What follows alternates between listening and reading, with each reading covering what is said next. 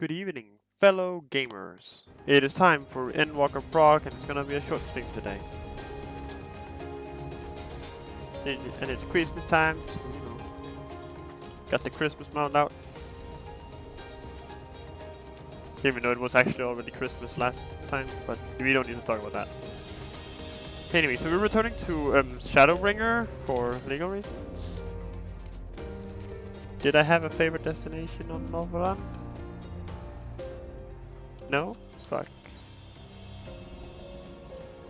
Guess we're just going to the quest area.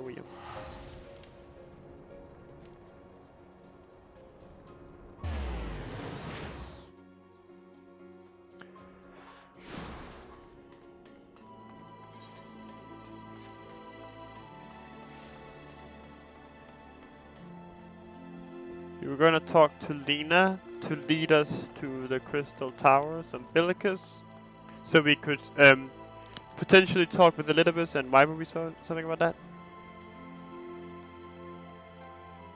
God, yeah, something you wish to give me. Yeah. Oh yeah, he gave me the spirit vessel, so I could operate the thing.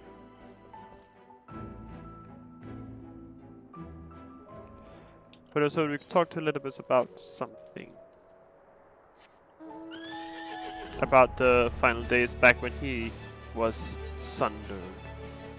Back when he was the heart of Zodiac, I think. What's up, Lena, my bitch? How do you do, fellow gamer? Sentren, your return.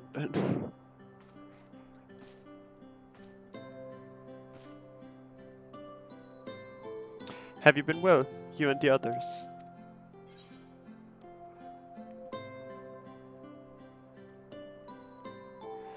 As well as can be. Full glad am I to hear that. I trust my lord is enjoying himself.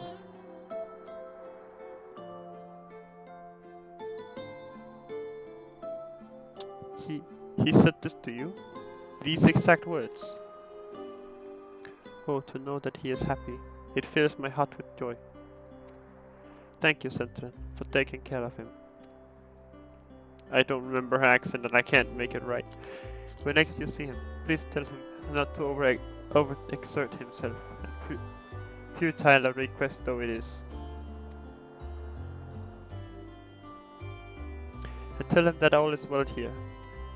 The peace you give to us continues, and we work hard to build new lives for ourselves.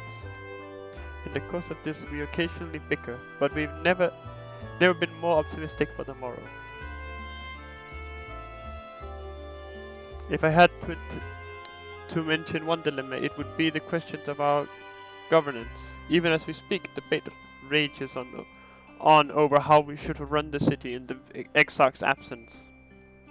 Most are of a mind that the settlement council should continue to oversee the general running of the Crystarium, while representatives are elected to determine policy and handle diplomacy. Thus far, nothing is set in stone, but however we choose to proceed, we will not replace our lord. No one could. Love to hear in the background just like, yes! Smacks fist. Have we recently observed any unusual phenomena? No, I cannot say that there have been. Curious that you should ask me this question, though. Some days ago, Reen came back and asked the very same. She was rather unsettled, in stark contrast to how cheerful she has been of late.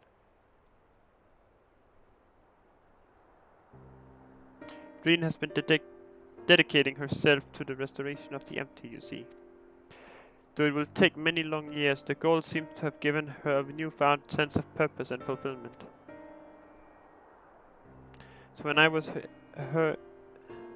when I saw her in a state of such worry, I couldn't help but feel worried in turn, especially since I dare say she would be willing to confide in you. May I ask you to broach the subject with her?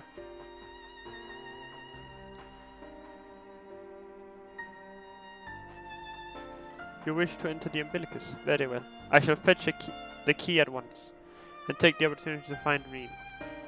Please wait for me in the city in front of the Cabinet of Curiosity, shall we say. I will be along as soon as I can.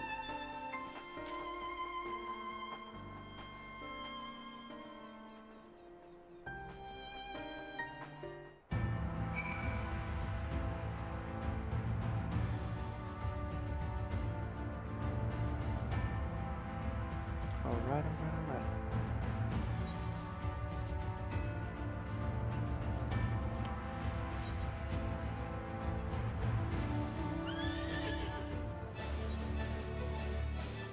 Where is Bean though, so I can talk to her? Huh? Out in the empty because I left that blue quest aid somewhere out there? Huh? Bet.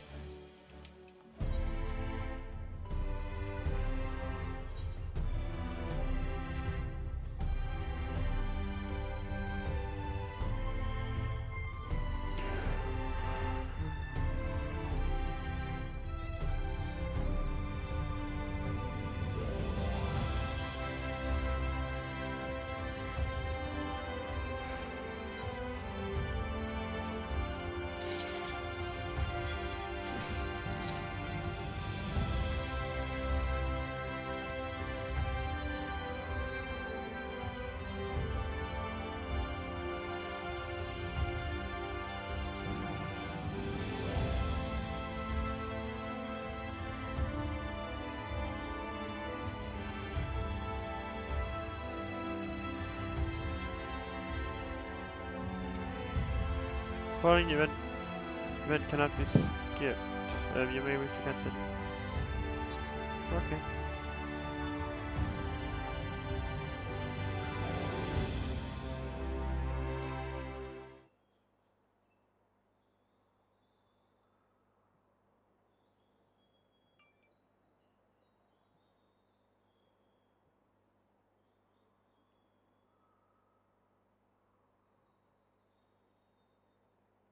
Do my old eyes deceive? Is that truly sentient?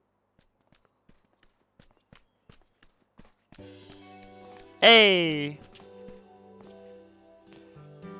Hi it is. Full glad I am to see you hale and whole, my friend. What a wonderful surprise it is to have you back with us, and at this most opportune time. In case you haven't heard, we are planning to produce a tome chronicling events from the flood to the Night Return. For this project, we intend to draw upon records kept by the world's peoples.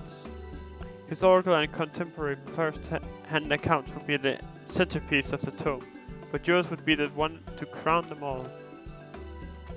I have been asking to contribute a chapter on the soul, a subject that is key to understanding much of your endeavors. In the course of developing the spirit vessel, I gained valuable insights into travel beyond the rift. Knowledge that will allow me to attest to your existence and deeds. There is no end to the questions I would ask you, but if you could indulge me just one for now. In your quest to restore the night, you faced many a formidable foe, among them who offered you the greatest struggle. What is?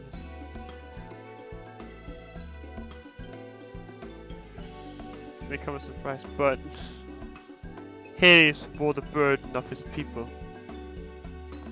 Yes, Hades, he who sought to resurrect his ancient brethren. He was the final obstacle in your quest to restore the night. Fuck! No! Among them, Hades, who sought to resurrect his ancient brethren. He was the final obstacle in your quest to restore the night.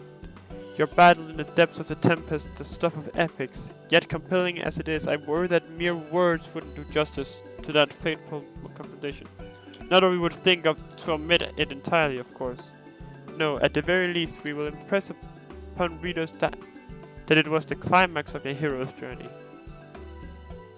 I know you'd love to talk his ear off, Moran, but we really should be on our way. Those documents from Mjolnir won't collect themselves. Of course. And afterwards, would you care to join me for tea? I was hoping you might clarify a few points in your treatise. Till next time, then. Do tell the others to look after themselves. Our overzealous friend in particular. Remind him not to overexert himself. again and again until his ears fall off. If that's what it takes for him to take it to heart.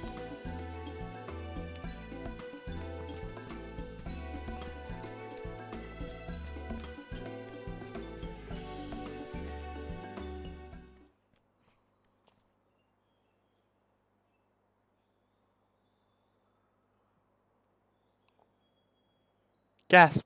Is that the warrior of light? Or warrior of darkness? Fuck! It's him! It's really him! What are you doing here? If you're going to battle, I can give you some medicine. I made it myself. Best not, Ricky. You'd only give him a stomachache. We've come to see Morin to get his advice. One of the guard finally agreed to teach us how to fight, but first we need to choose a fighting style. While I know that I want to be a mage, Akriel isn't sure. Magic isn't really my thing, so I was thinking of taking up the axe, or the sword, or maybe the bow. They all seem alright, but it's hard to decide, so I thought I'd ask Morin. He knows about lots of things. He isn't here? Aw. Oh, why don't you have the Warrior of Darkness choose for you? What do you think suits Akir best? Axe, sword, or bow?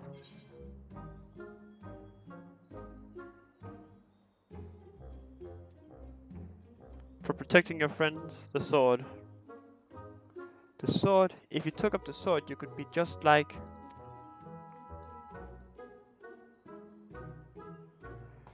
Brandon, the Warrior of Light. I love that tale. Let's borrow the book today. It's really popular though. I hope it's still there. Thanks for helping me decide Warrior of Darkness. I'll start with that style and maybe try something else later on. When I get really strong, I hope to have a bout with you.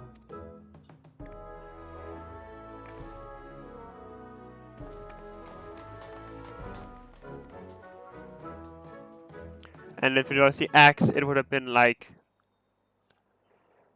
Ardbird, the one and only. Such fun he's been having, basking in the adoration of musty old bookworms and wide-eyed younglings. But does he spare a thought of me? Of course not. I waited and waited and waited, but he won't so much as acknowledge the presence of his beautiful... Oh, I knew it! It's Feul. Branch, even though they're right here. Such a heartless thing our sapling is. Cold and cruel and heartless.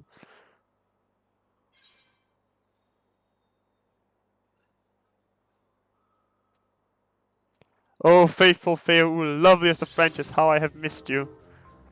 If you truly missed me, you should have cried for me at the top of your lungs that instant you arrived.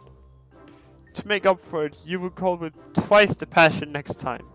Though for there to be a next time, you've some few struggles to overcome.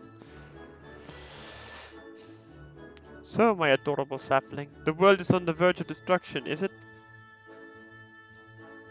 Hehe, how do I know this? Joined as we are, spying on you is as simple as sliding down the back of a rainbow. Would that I could aid you in your quest, but the fate of we faithful is bound to that of the star. Whither it goes, so too do we follow. Such is our way. The most I could do for you is spare you the pain, but gifting you the sweetest of eternal dreams. But if escape's not to your liking, then you must struggle with your fellow mortals. Ah, but where... Here are the ones you were waiting for. I wonder what manner of conclusion awaits at Tale's End.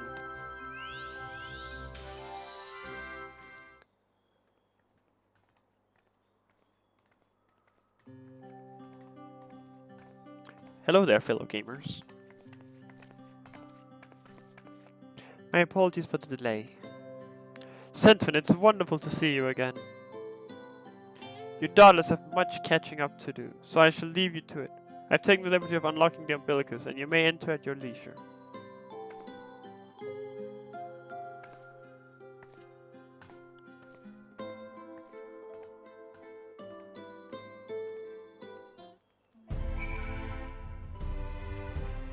Wow, great. From one cutscene to the other. I'm relieved to hear that everyone is well. I've had this feeling like a pit in my stomach, and I was afraid that something might have happened. Maybe I'm overthinking things, but it's just that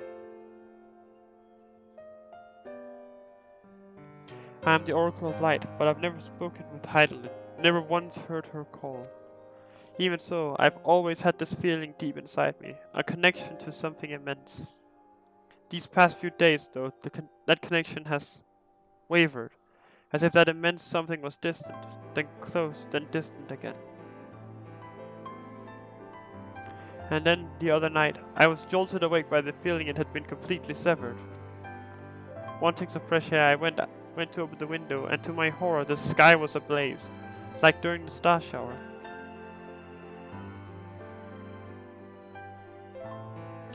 But then I blinked, and everything was normal. The next day, no one said a thing. No one else had seen what I had seen. As far as I could tell, nothing was out of the ordinary. I began to wonder if it was a figment of a half-remembered dream.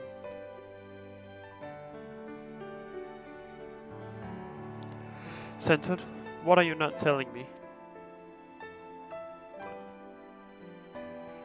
I have to know. Please, it doesn't matter how terrible it is.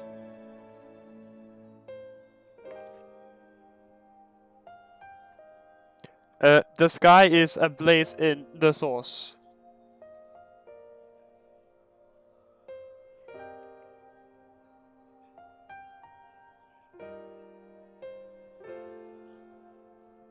It wasn't my imagination then. The doom has been witnessed in Amaroth has come again. I can't believe it.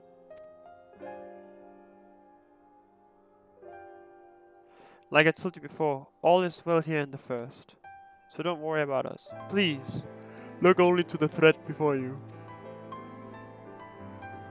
We're fine right now, and even if we weren't, we've learned how to survive. Should the final days reach us here as well, you may be assured we won't go quietly.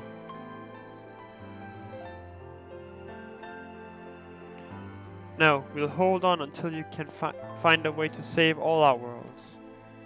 So long as you continue your fight, so too will we, united in purpose but beneath a blazing sky.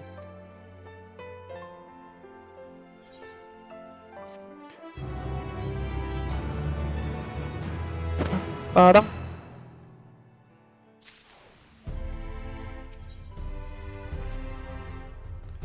You're headed to the umbilicus to consult with Elizabeth, right? I'll do some consulting of my own and speak with Lena, decide how we might best prepare for the final days. So it's farewell for now, but we'll see each other again, I'm certain of it. Probably like some last stand scene and then everyone's just gonna show up like, hello. The power of friendship is Benedict. Nah.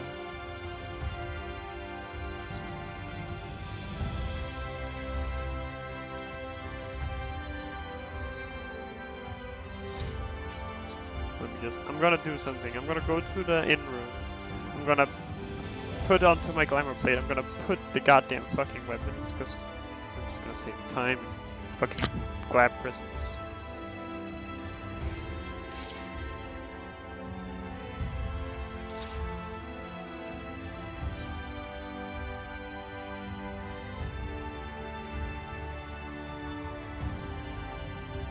Oh sweet, there's gonna be bottom now.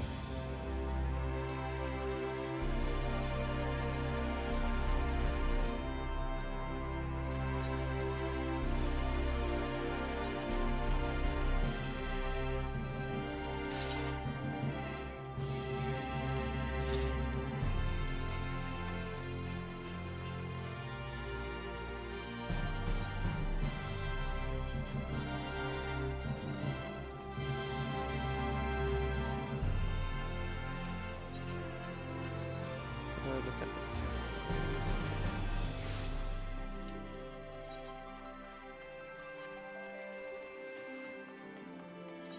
Oh, let's just very quickly.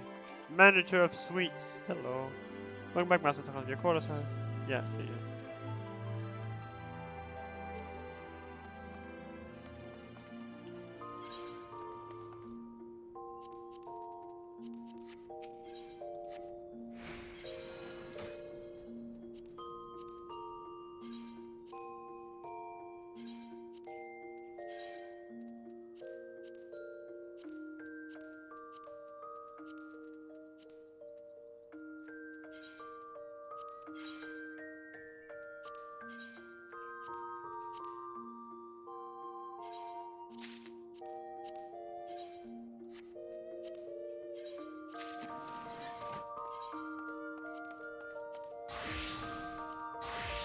There we go. Easy money.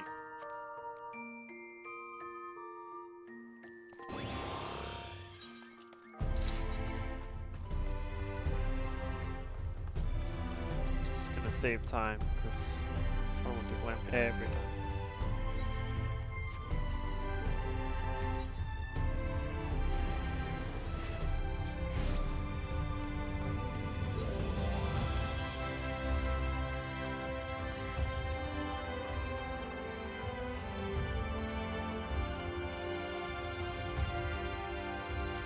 Ah, Master Simpson, welcome back. The captain has told me all. Give the word and I will show you to the ocular. Yes, I would like to go to the ocular. That is why I'm here.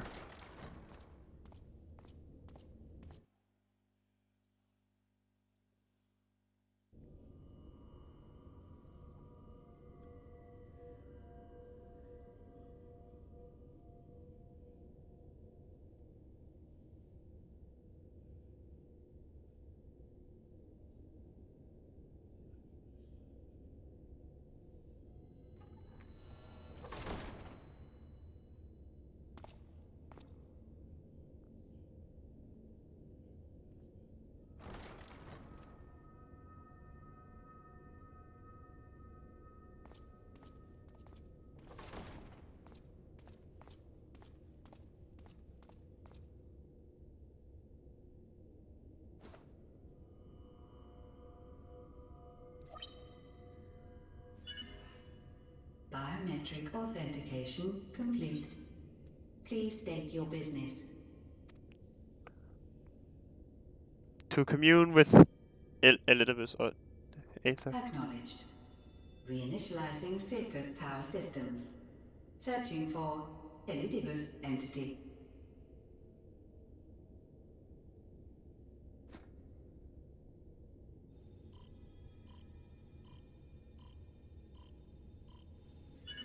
Target located in subterranean core power accumulator. Projecting image.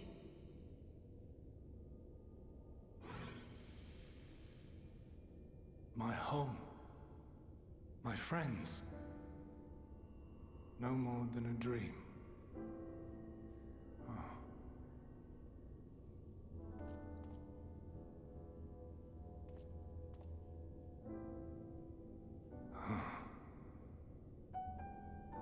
You. Why have you awakened me? I no longer sense those places beyond, or Lord Zodiac. You must explain all.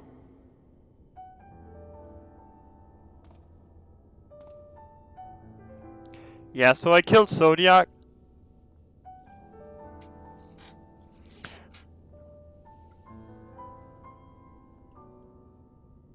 So, he is fallen, and my brethren's souls returned to the star.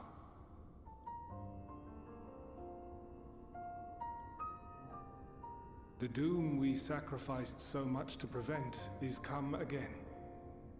Old burdens now yours to bear. But if this is Fandaniel's design, then I, as Elidibus, have a duty to fulfill. Your unsolicited act has restored to me some few memories of the convocation. Such knowledge as I have, I will share.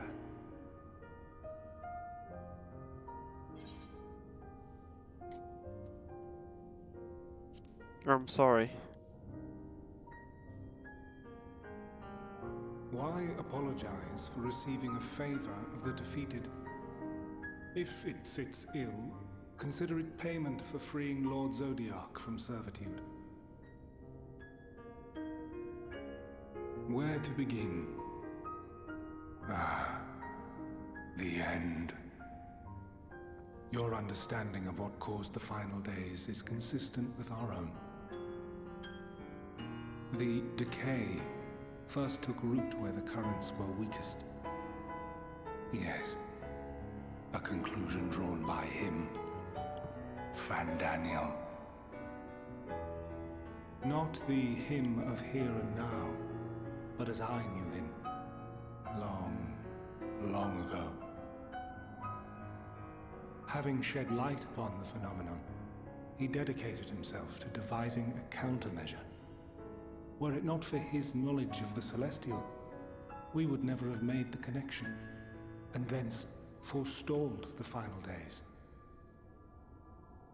And though he inherited that noble soul, how different this last incarnation, so consumed by self-loathing and hate.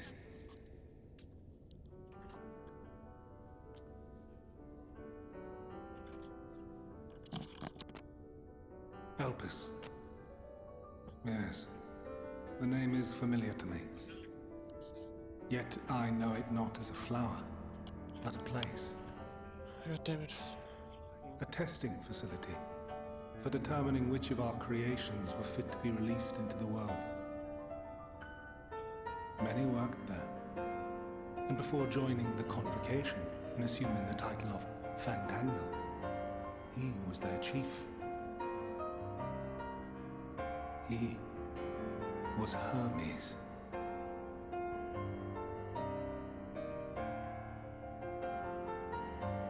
That is all I know. The Great, I crystals missed it tell now little because- of the lives the 14 led prior to their induction. Elpis itself would tell even less. Nary a ruin has survived.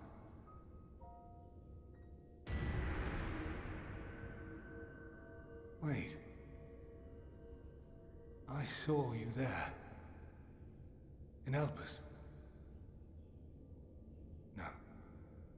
I did not. But I did. I did. A lingering trace of impossibility. And a truth that fills my heart.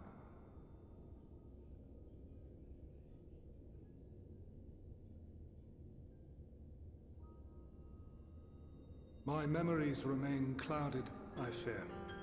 However, they have revealed to me one possible course.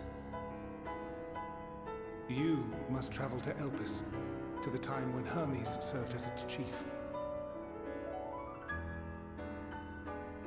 In glimpsing the Exarch's memories, not only did I make his summoning magic mine own, I also mastered the workings of this tower, which, having absorbed my empowered essence, now harbors an abundance of energy. As such, I believe I can deliver you unto the past, unto that place and that precise moment. Given Please the do. eons that must be traversed, the gateway will not be fully formed. Your form will be less tangible still than those warriors of light I had summoned. In all likelihood, none will be able to see or hear you. Yet even should you manage to interact with others, you will be unable to effect meaningful change. For the reality you wish to save, the reality to which you must return, exists as a result of the final days. You cannot reshape the past to undo the tragedies of the present. Cannot unmake the sorrow and suffering fated to come. In full knowledge of this, will you still entrust your life to your foe and make the journey?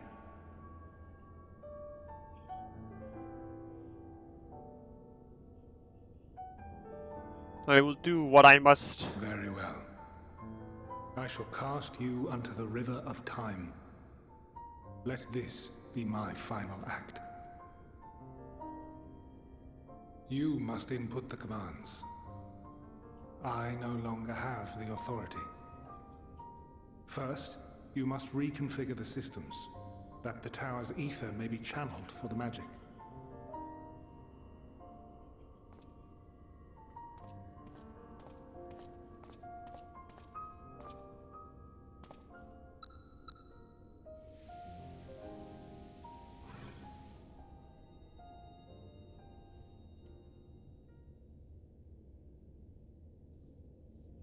The preparations are complete. The gateway will soon open. Return at once to the ocular.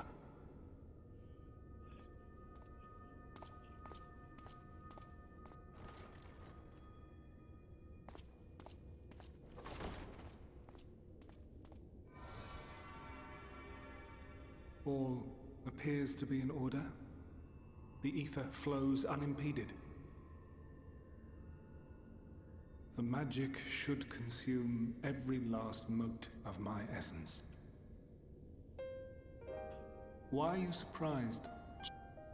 Did I not say that this will be my final act? Lord Zodiac is no more. There is nothing for me here.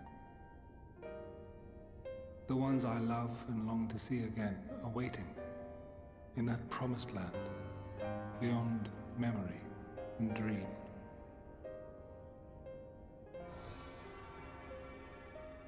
Now go, warrior of light. Go and do not look back. How are we gonna get back from the past, though?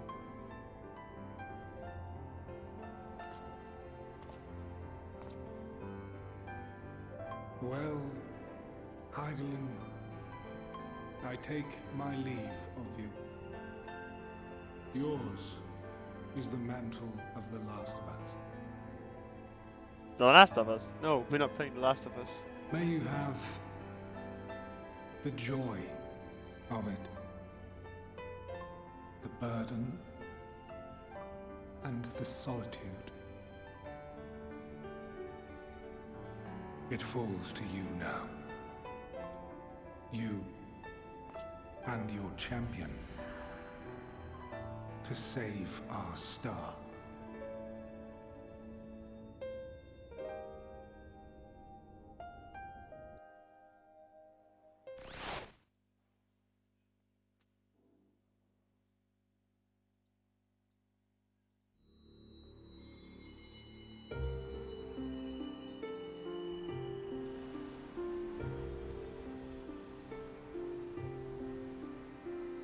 Ah, with this shit again.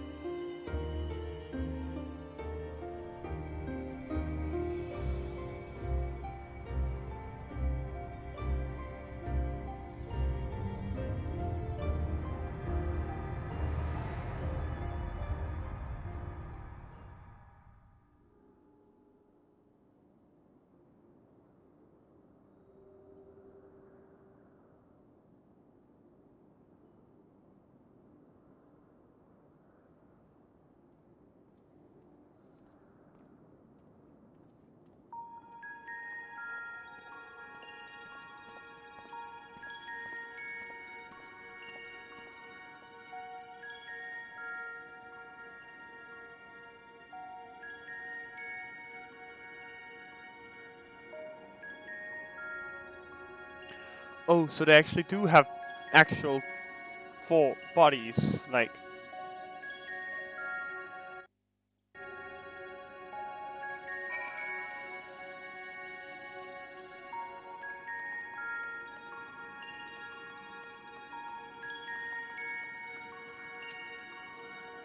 Man stands dutifully by the Aetherite like device, a guide for this facility in all likelihood. We attempt to get the man's attention, but if he sees or hears you, he gives absolutely no indication. As the was warned, it appears your form is intangible.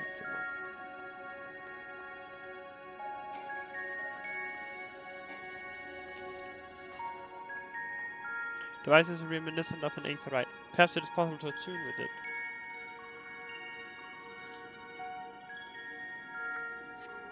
Despite attempting to channel and focus your energies, you fail to attune with the device. You can only assume it operates differently.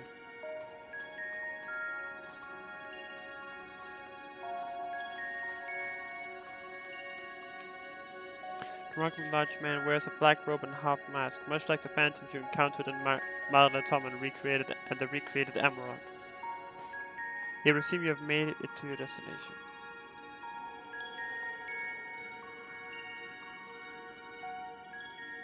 yesterday wild and shout all manner of greetings and obscenities, but the man does not so much as glance in your general direction.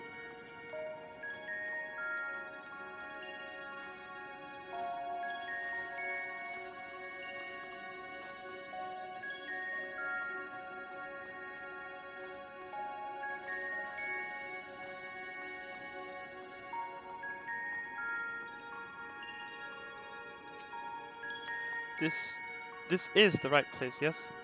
Propylaeon? Judging by the woman's words, this facility is called Propylaeon. You attempt to gently prod the woman to attract her attention, but feel nothing, and it seems neither does she.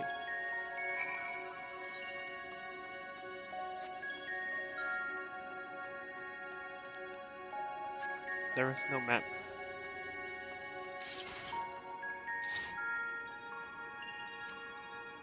You suspect the stall leads outside, but how to open it? Bet we could just walk through it. Oh, okay.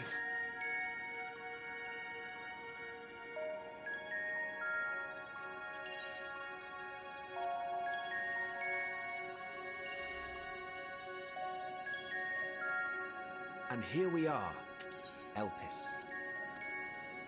It piss. Well, well, how rare to receive you in person. To what do we owe the honor? Oh, just a few odd tasks. We'll be here a while. You're welcome to stay as long as you see fit, of course. Wasn't that the person that was there when As we a matter killed of procedure, Zodiac? however, I must ask that you kindly remove your masks.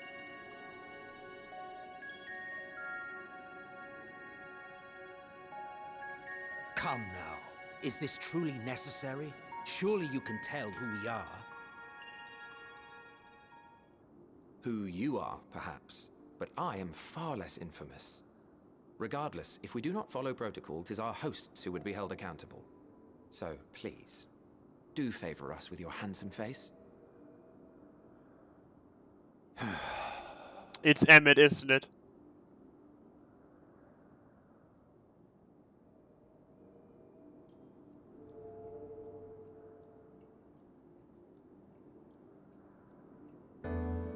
Has to be.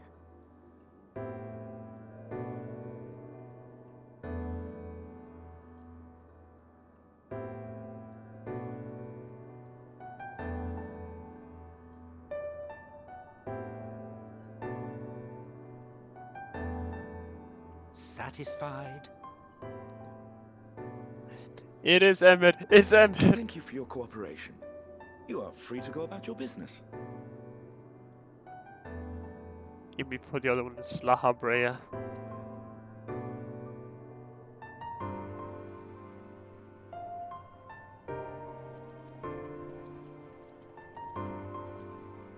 Yeah, look at that posture. It has to be Emmett. By the by, you see it too, yes?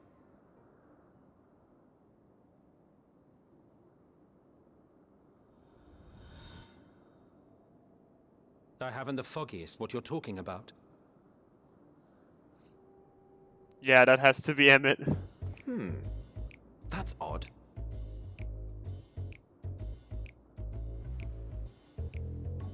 It's right here.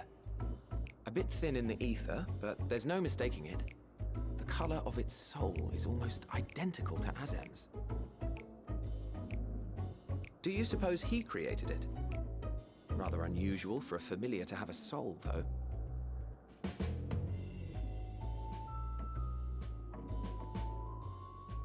Don't ask me. All I know is that it's trouble. Doubly so if it's his spitting image.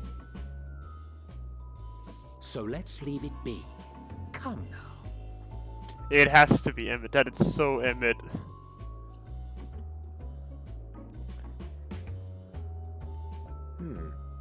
It's trying to say something, but it's literally too intangible to form words.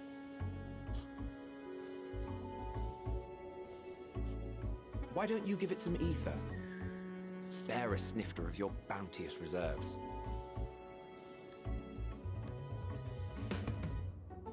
Who do you take me for?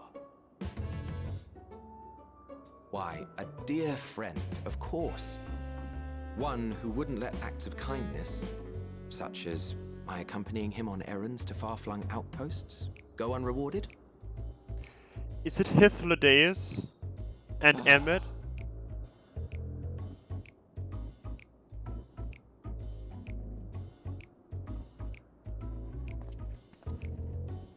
I suggest you close your eyes, or this may be unpleasant.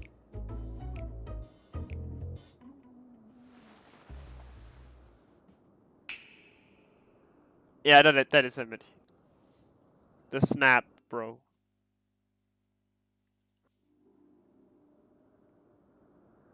You may open your eyes.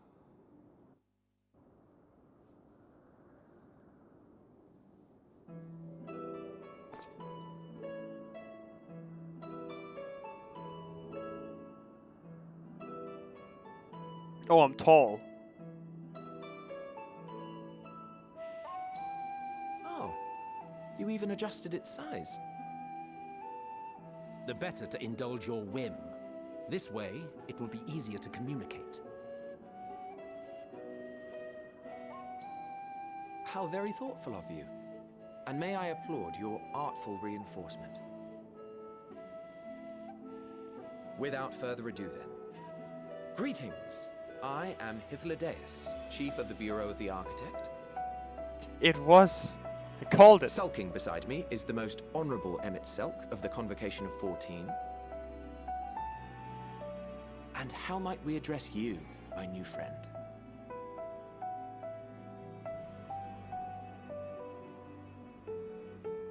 A fine name. And I'm pleased to see you understand our words. So, tell us, whence have you come? The thinness of your essence suggests you weren't created here.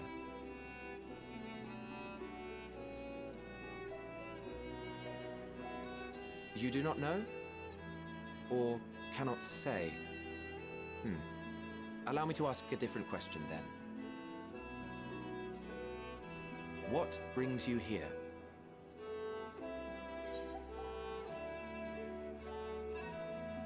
I seek a man named Hermes.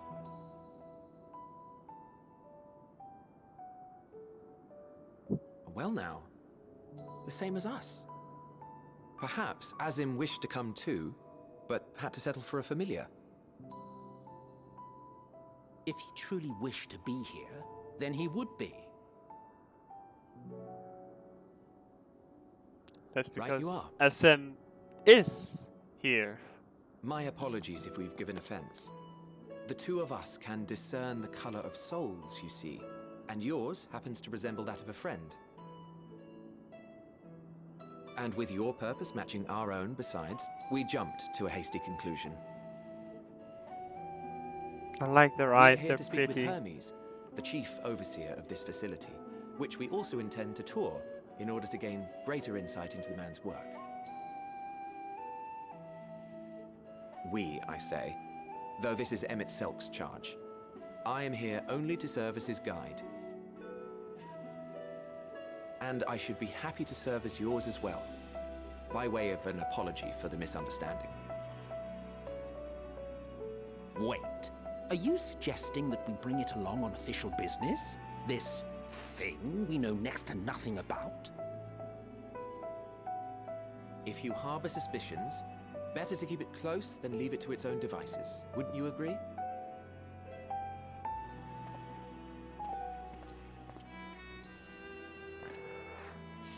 Yeah, I knew it was Hythlodaeus because he said that he was Besides, Emmet Selk's friend. having a mysterious life form in tow is the norm rather than the exception here.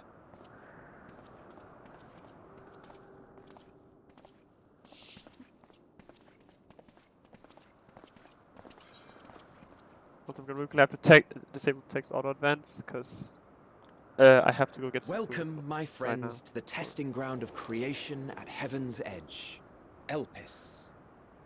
It appears.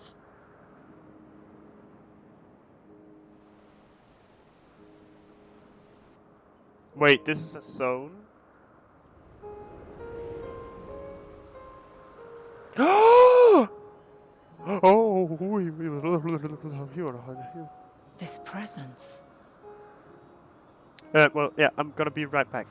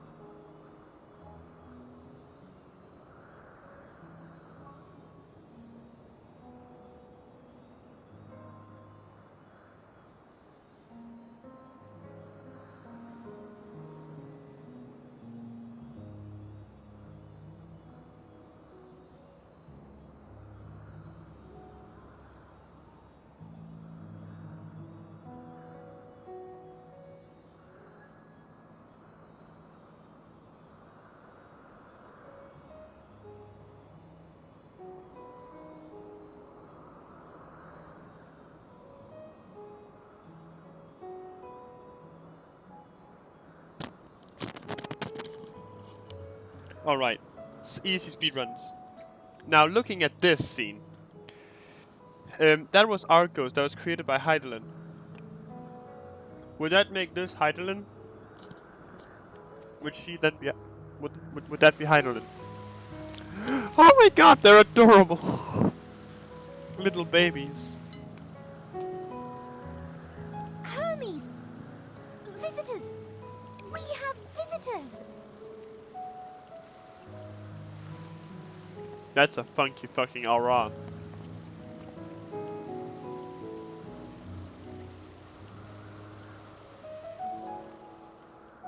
Shit, I dropped my pasta. What secrets are you hiding, I wonder?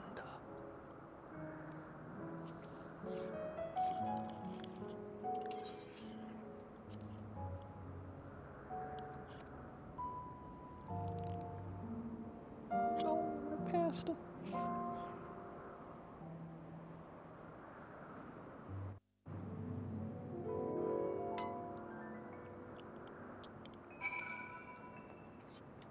This is a song.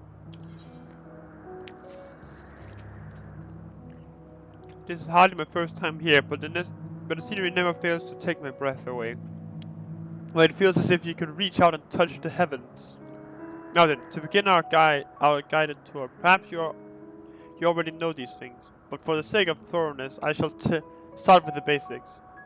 Using concepts to give shape to ether, creation magics allow us to bring forth anything we desire, be it inanimate objects or living beings.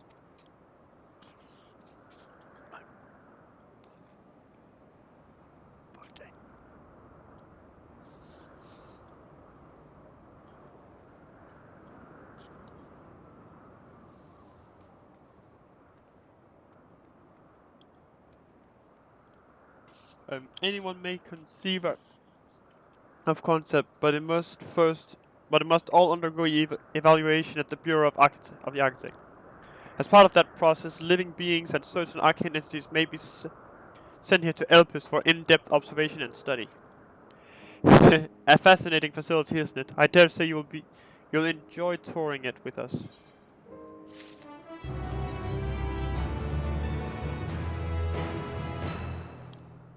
Now then, our friend Hermes aside. Aside from overseeing the facility, he also conducts his own research. Chances are he will be at the main observation hub, so let's seek him out there first. Attired as you are, however, you stand out a little too much. Our dear Emmett Selch wishes to keep a low profile for his errand, so... Do you know how to make a robe? The basic concept will do. No? In that case, Emmett Selch? No, your whim, your responsibility. You're getting not another thimble of aether out of me. The way he scrimps sometimes, you'd think he wasn't a nigh bottomless fond of magic. Very well, I shall make the robe, but perhaps you can assist. Come, let us search for the requisite material.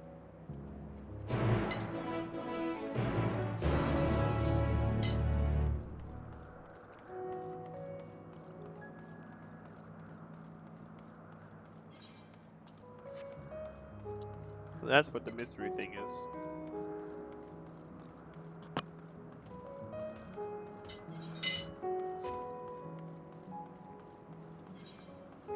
There's the other right over here.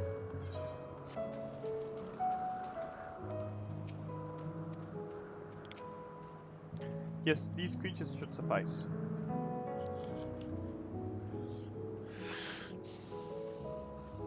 An etheric rope. I want you to use it to capture, shall we say, 2 Petaludai. These are 3 species. There are 3 species here. I believe any 2 different kinds should serve. Now I should mention that the strength of the rope is tied, no pun intended, to the strength of its user. If your aether is still thin compared to ours, you'll need to weaken the Petaludai first. Good luck.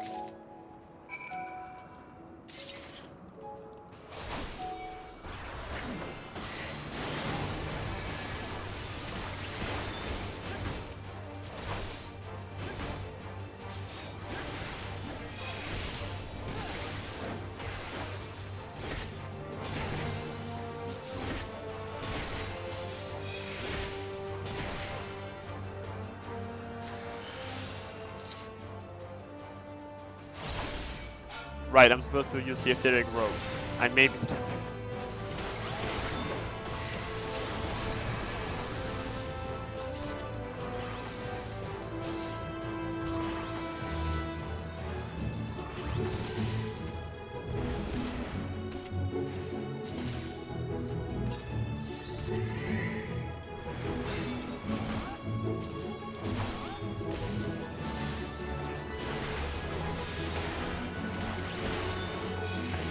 I got this, I got this.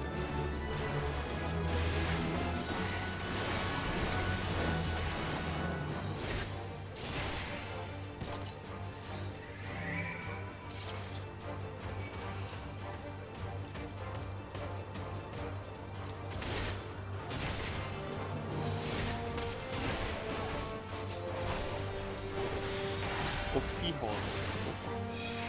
Opihorn.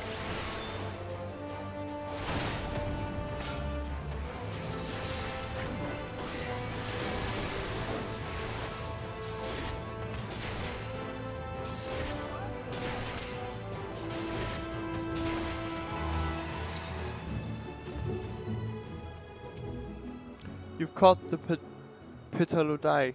Come, come, let us see.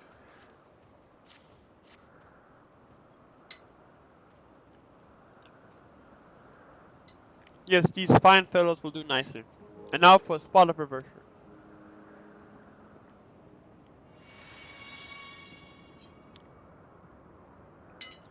There, it's ready.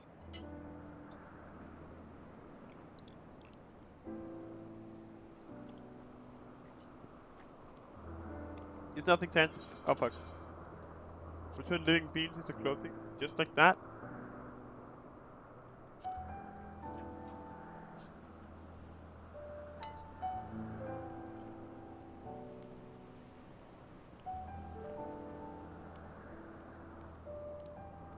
Well, not just like that.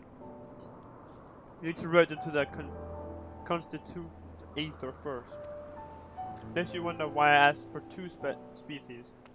It is due to the difference in their etheric balance. Blending them allows us to produce garb with superior etheric stability.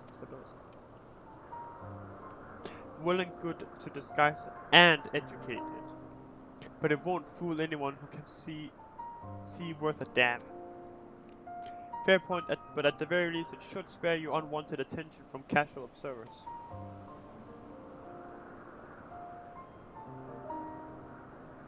Emmett Selk speaks true.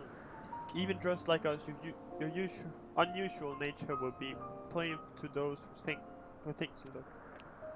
Should someone question your presence, don't make up excuses, much less try to explain what you actually are. No, best to simply say that you're a familiar. The question is whose. Ah, of course, Assems. If you say you belong to him, people will give you the benefit of the doubt for any and all outlandish behavior.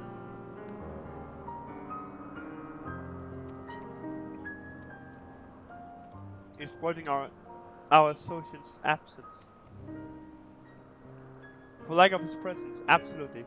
Were he here, he'd have been the first to propose the idea, and you know it.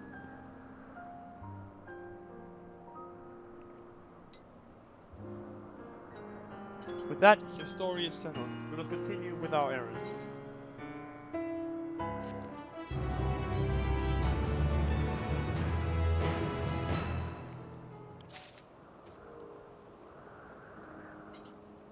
Sunder me, daddy. If ready, let us continue along the path to Anagon Gorisis. The place serves as an observation hub and resistance boat. Someone there should be able to point us in the direction of Hermes. Wait. And residence boat. Okay.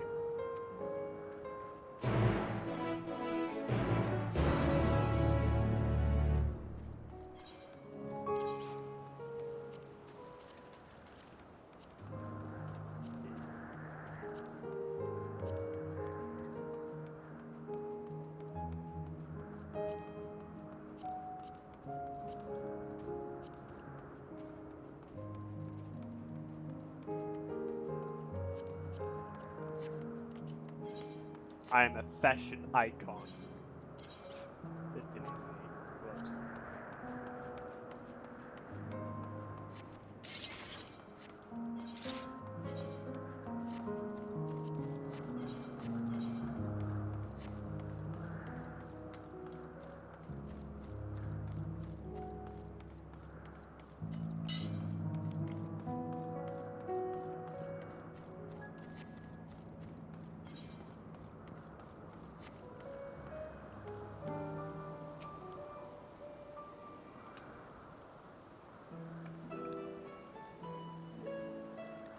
Yes, can I help you? We wish to speak with Chief Hermes. Do you know where we might find him?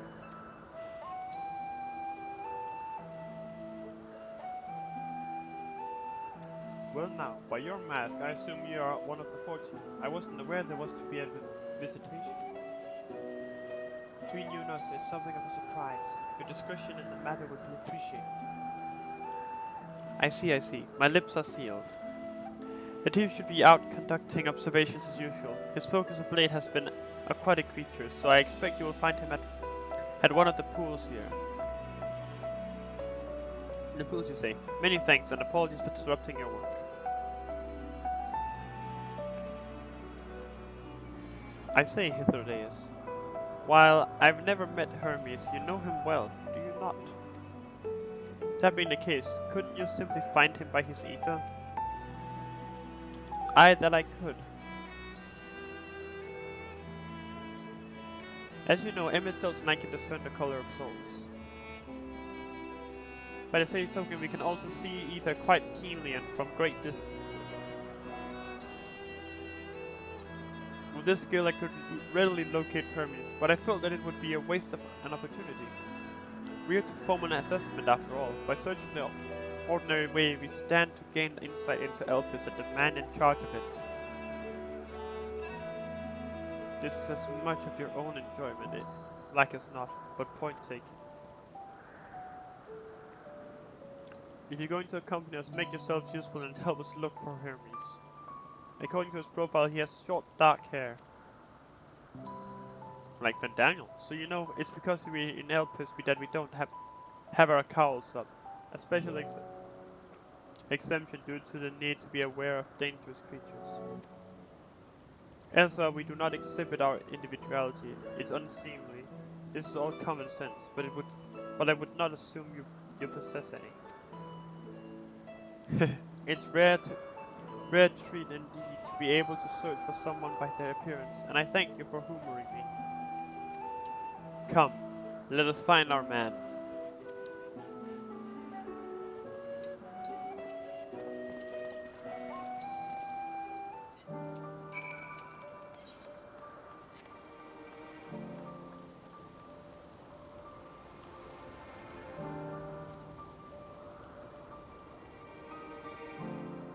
Interesting. There are creatures here that are mounts or other things. I think I might know where Hermes is. But I saw something more important. An aetherite.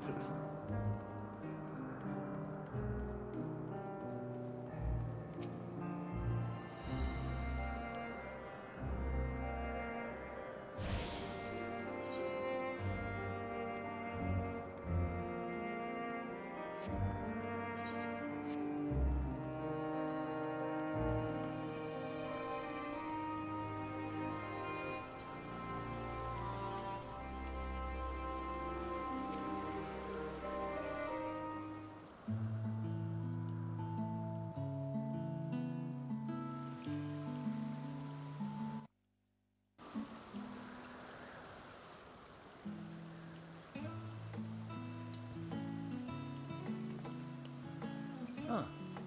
You are... Depressed.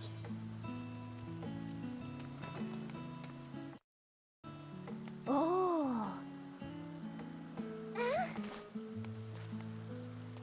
Different. You're different too. You and me. We're alike. Friends. I want to be...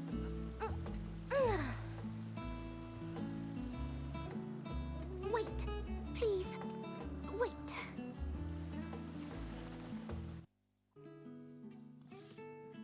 She's trying her best. Greetings and salutations. Can you hear me? Do not be alarmed. I mean you no harm. I wish only to hear your words, share your feelings, and know your thoughts. May we please be friends?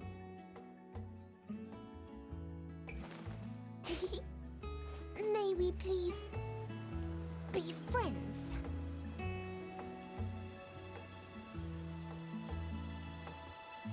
Ah, I see you found him.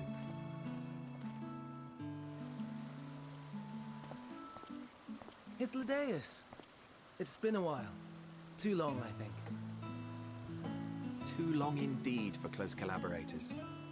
On this blessed occasion, I bring not only myself, but others who long to speak with you.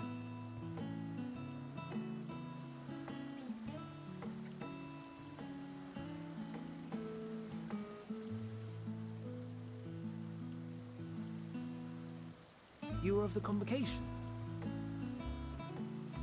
Emmet Selk at your service. Do I have the honor of addressing Hermes, Chief Overseer of Elpis? You do. You have traveled far for it. Given your facility's purpose, its remote location is something of a necessity. Would that I didn't have to rely upon a guide. Sasuke. Oh, you wound me. Have I not ever been an attentive and helpful friend? But moving along to more agreeable company, this one we chance to...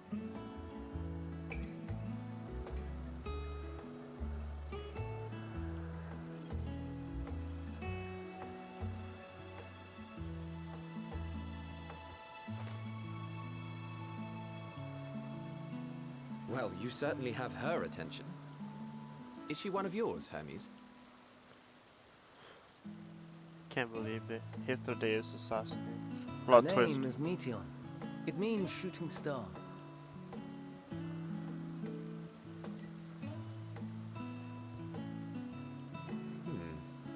If I may make an observation, her ether is terribly thin. I Yeah, fear she might Final Fantasy, I dissipate at enjoy any Final moment. Nor do I believe you've made a submission to the Bureau. I would remember such a concept if you had. I haven't, as you say. I judged it too early. She's a pet project of mine, still undergoing preliminary testing. But rest assured that I will attend in person ere long. Very well. Being an authority on flying life forms, I appreciate that you are exacting in your work. I shall look forward to your submission. If we have finished with the perfunctory chit-chat, I would discuss official matters. By my coming, I trust you already anticipate the subject. I have an inkling, yes. Please wait to the main building yonder. I shall join you as soon as I've returned these creatures to their homes. What's wrong, Hermes? An ambystoma is missing.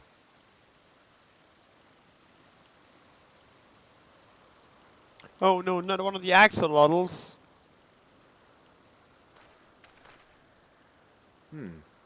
I may have found it. A creature with the self-same ether as those there, nestled in the boughs of a tree outside the grounds.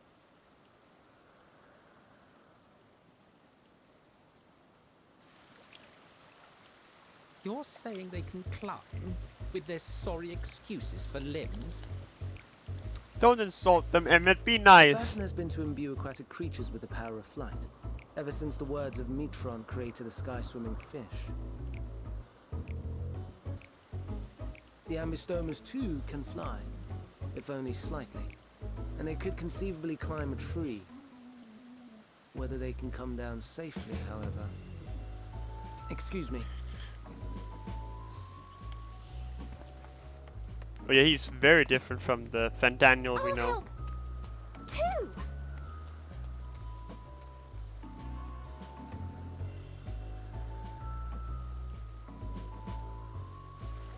And what are we supposed to do with this lot?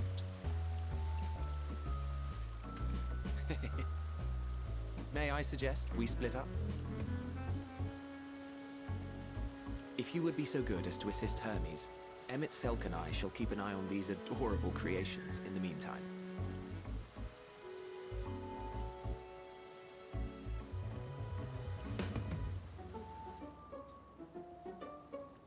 I'm gonna be honest, the fucking the Amoritines here are a lot different than what I expected. I expect them to be a lot less human-like from, you know, Emerald.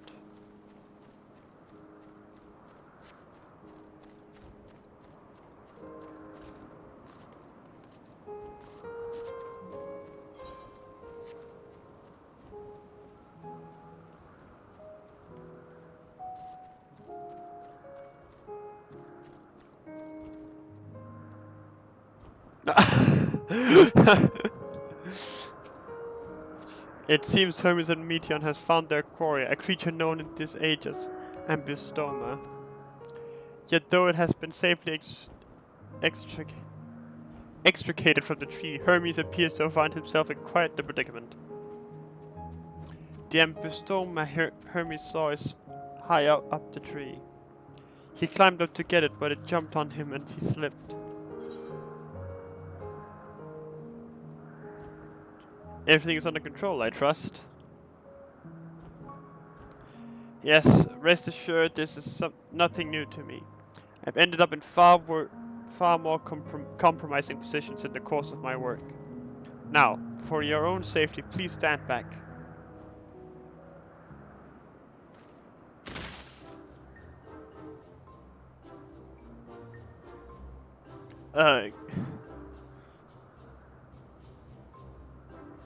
A lot different from nowadays, Fandaniel. Hermes, are you alright? Quite alright, yes. My apologies for making you worry, Meteon. Both you and, Sentimentalita. Sentimentalita, you are called. An intriguing name, somehow reminiscent of a new creation. Thank you for coming after me.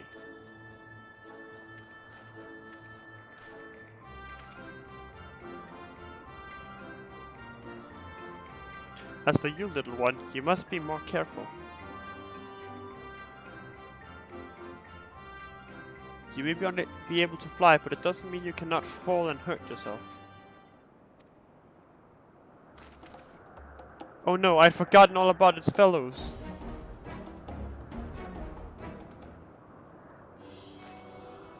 Truly, what a relief. I must thank Emma's Souls and Hithlodaeus when I return to them. But first, with the distractions out of the way. As Chief Overseer of Elpis, permit me to welcome you to our facility. I hope you will enjoy your time here.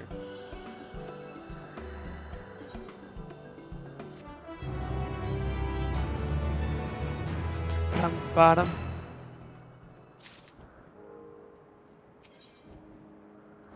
Alright. Well, we mustn't keep the others waiting. Let us return to Anagnoris.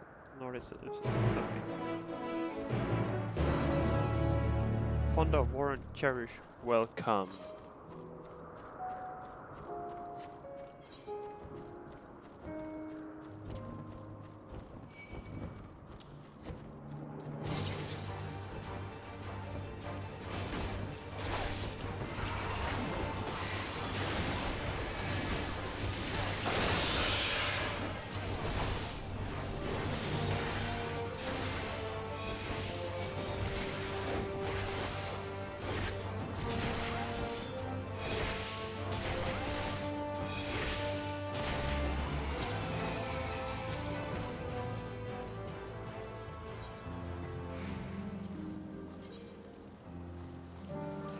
Pancakes.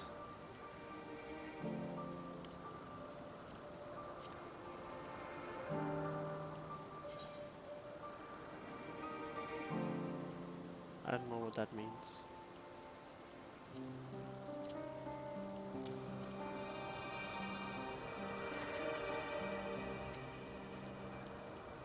My apologies for the trouble. Owing to your kind assistance, all the ambistomas are safe and well. I will presently send them back to their space if you would go on ahead to the main building. Upon entering, you will see a table and chairs, a meeting area. We may speak there. Very well. Take care not to let the creatures slip away again.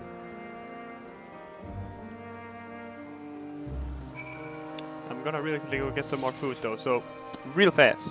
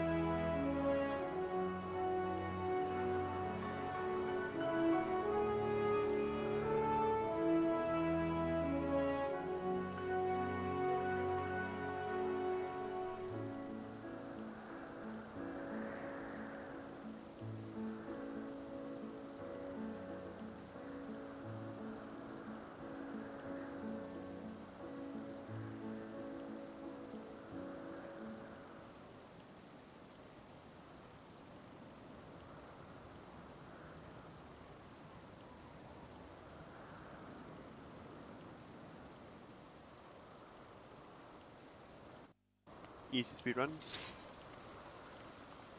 Oh, gem trader.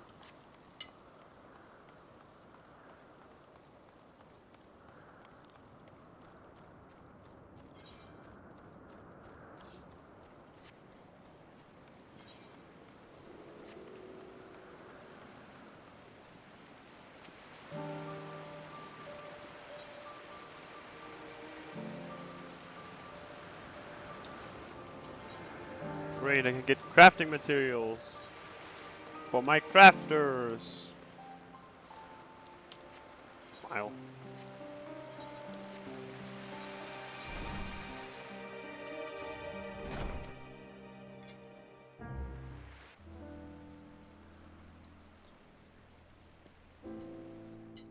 This appears to be the place.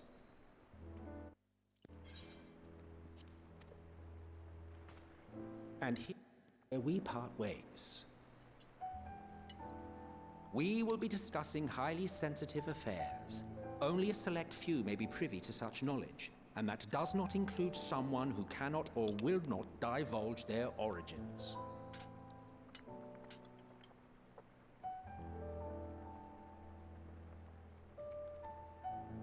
What? Will I have to remove you by force?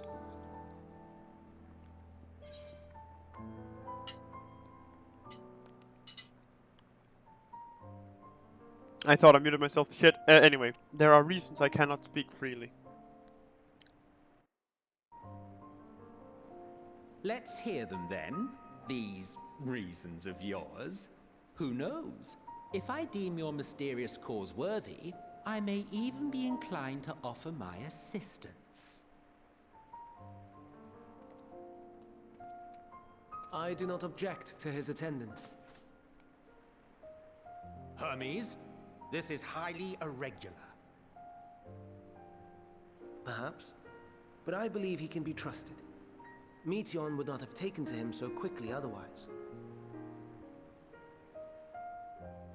Moreover, the presence of a third party may help me to maintain composure.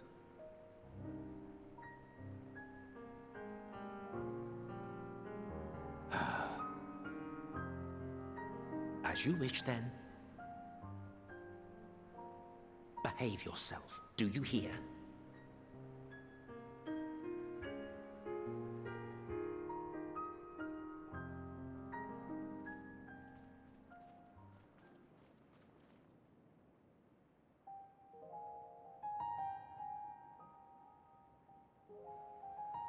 So, it's finally happened, then.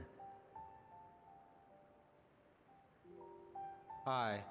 Van Daniels declared his intention to step down and named you as his preferred successor.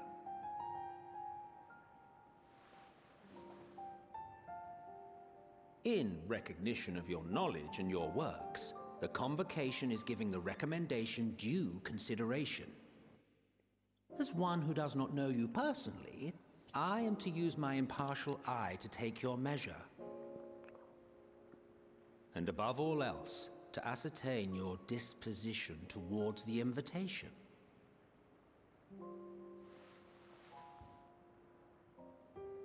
I understand that you and Van Daniel are close. He himself was once chief overseer of Elpis after all.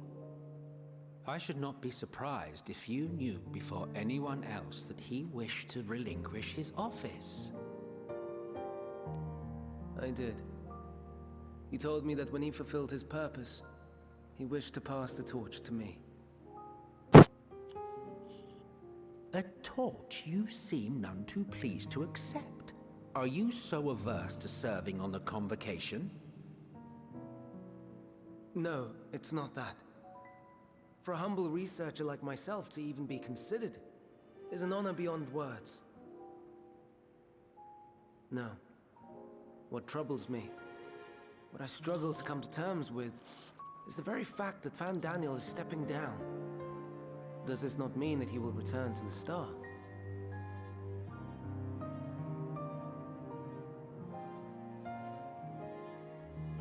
Of his own volition, yes, like so many others have before him. Return to the Star? Does that mean die? Well now, that's not a word I hear often. Is that what you say here in Elpis? Mankind is the life of Atheris. Each of us, a drop of blood flowing through its veins, bearing sustenance. In our finite time upon it, 'tis our duty to make it a better place, that all who call it home, now and in future, may abide in happiness. To that end, we have dedicated ourselves to the pursuit of enlightened creation. And by our efforts did we transform this once untamed wilderness into the peaceful paradise you enjoy today.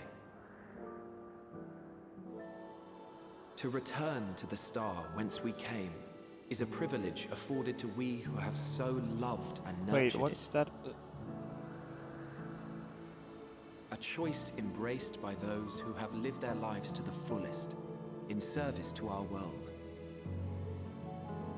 And when they depart upon this journey, it is beautiful, always.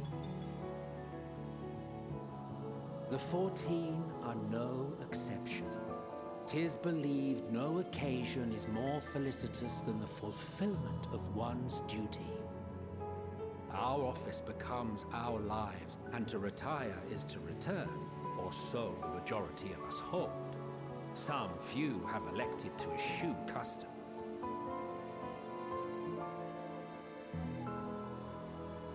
Mayhap you feel Fandaniel's deeds do not warrant his return. Yet you should know his accomplishments as well as any.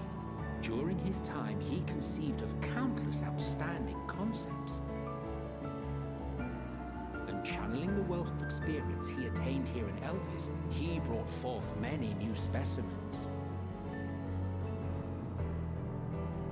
I know of all this. I do. It's just, I cannot fathom why someone so great and wise, who could still do so much good, would want to end it all.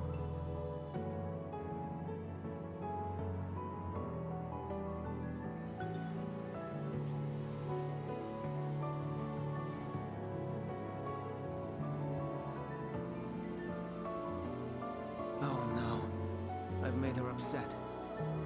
Forgive me. I know I requested your presence. Might I trouble you to take Meteon outside? A change of scenery would do her good.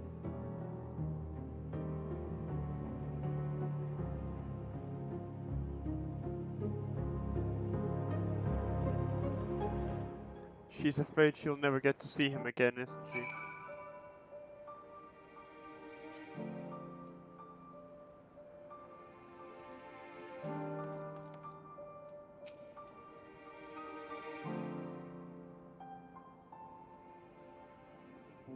I'm sorry, Senton. I didn't mean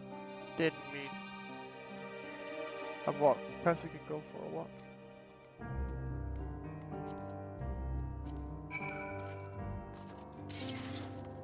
Yeah, let's have a little walk. We're going out behind the shed. Hermes gets sad when he thinks about that. Then when others are sad, I'm sad too. That's how I am. How he made me. But don't worry, I'm fine now. So, why did you come? You want to learn about Elpis and Hermes? Oh, teach you. I can teach you. We could take turns. I tell you something and you tell me something. That sounds like fun! It will be. Where to start? Ah yes, let's talk to Memnon. He should be near the Aetherite. I'm not good at explaining, but Memnon is, so I'll have him explain instead. Yeah, maybe, yeah.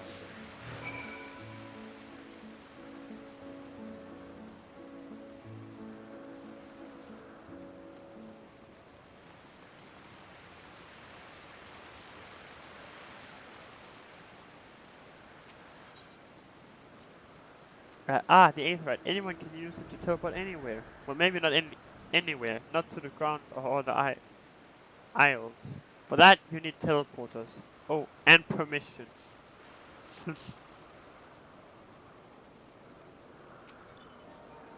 What have we here? Though you look like a person, your aether is quite thin.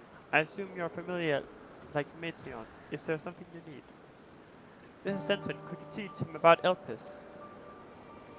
Ah, a newly arrived familiar, I see. Very well. I should be glad to introduce our fair facility to him. As you know, it is mankind's duty to make the star a better place. As part of this duty, we employ creation magics to bring forth a new life. However, we cannot simply release our works into the world, or it would lead to chaos.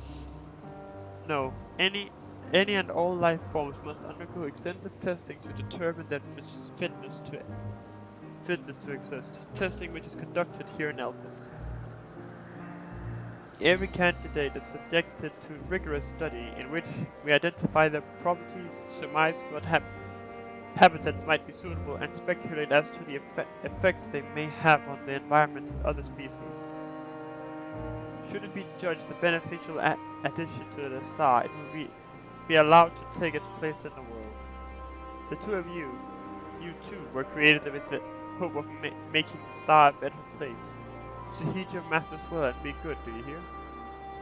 We will, Memnon, we will. Thanks for the lesson. You had a turn, now I get a turn. Where did you come from?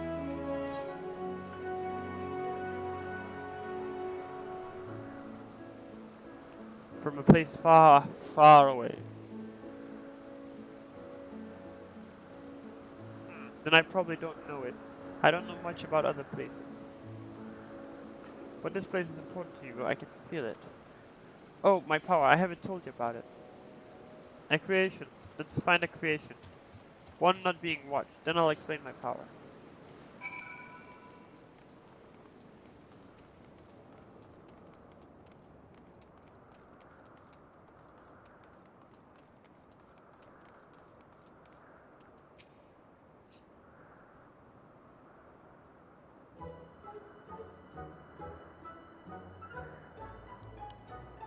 Oh, this creation is perfect. But I don't remember seeing it before. Perhaps it's new. Anyway, I'll try reading its mind. That's my power.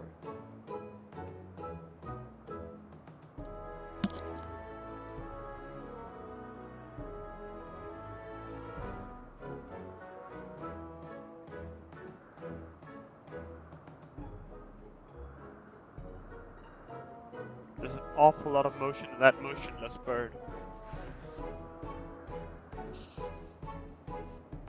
I can't read it. Or maybe there's nothing to read. Wait, please wait. I'll try again with you this time. I mean, sure, I guess.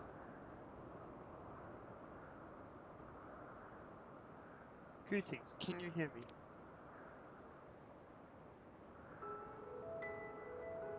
This is my power. I can read the emotions of those around me and project my emotions to others in return. I'm not actually speaking to you in your mind. Rather, you're converting my emotions into words and intention. A process performed subconsciously by intelligent life forms. This ability is vital to my mission, for it allows me to interact with intelligent beings even should they communicate via unknown languages or other non-verbal means. As a consequence, I am clumsy at speaking. Yet though I struggle to express myself in this fashion, Hermes wants me to speak as much as possible, for everyone has thoughts and feelings that they may wish to hide. I harbor an affection for you, one that is difficult to define. Aside from the fact that you share common traits with us, your thoughts are complex, prismatic, they draw me in and leave me wanting to know more. Out of respect for your privacy, I will refrain from using my power when speaking with you. Nevertheless, I want you to know that I wish to be your friend.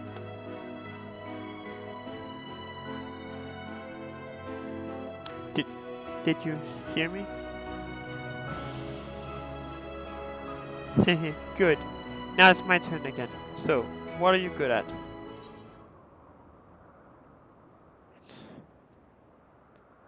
Fighting.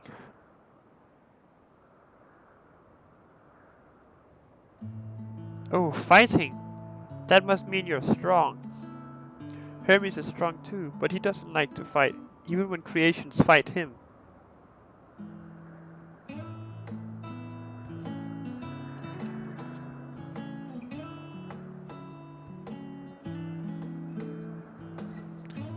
I think we might be bothering it.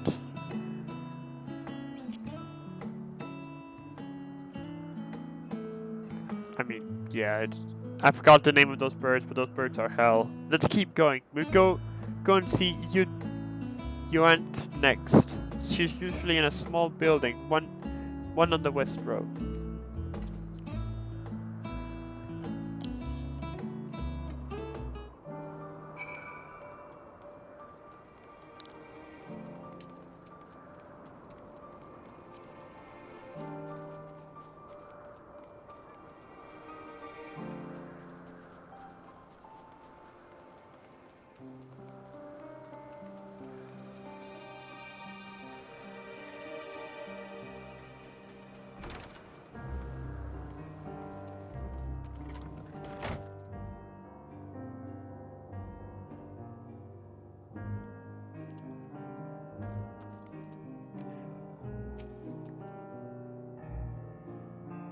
Well, well, if it isn't Meteon, I see you brought a friend today.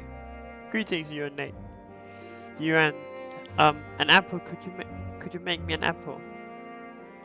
The kind Hermes likes, covered in syrup. I want to share it with Centon. Oh, candied apples. Hermes is certainly partial to them, but you know you can't eat Meteon. You weren't made to do so. But I like it too. It may seem that way, but it's due to your ability to share others' feelings. You've taken Hermes' likes for your own. In any case, I can't prepare an apple right now, but I'll bring out one for Hermes soon, I promise. I'm sorry, Centurion. I wanted to show you my favorite thing. Then I could ask about yours, but I failed.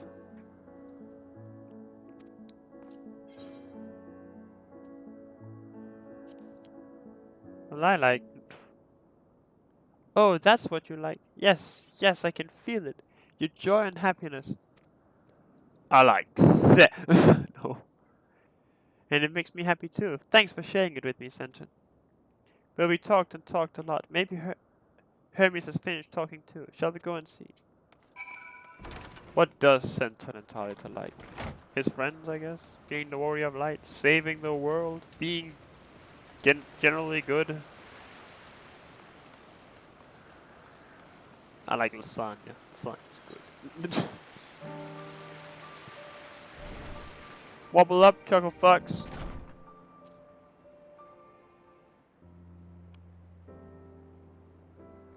There you are. I can see the fresh air has done Mityan good.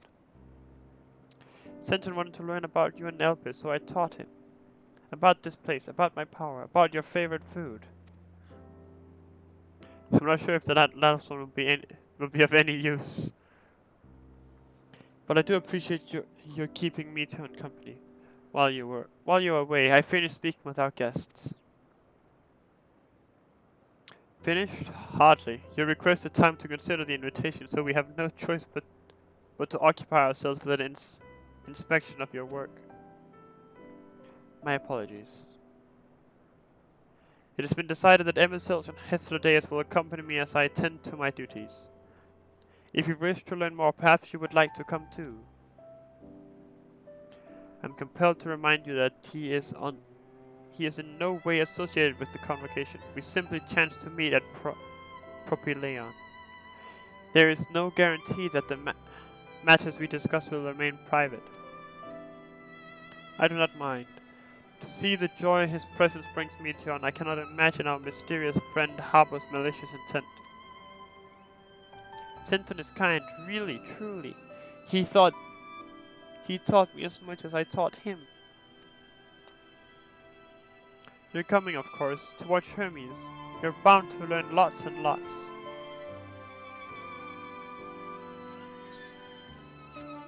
I mean, yeah, sure, man.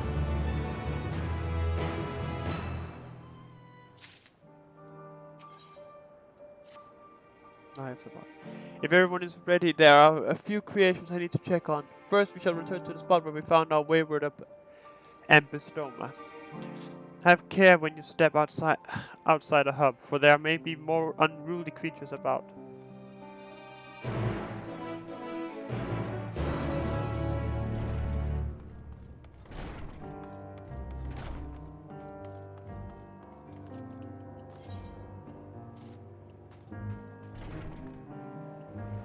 Was that? Oh, there's a tree up above it. Okay.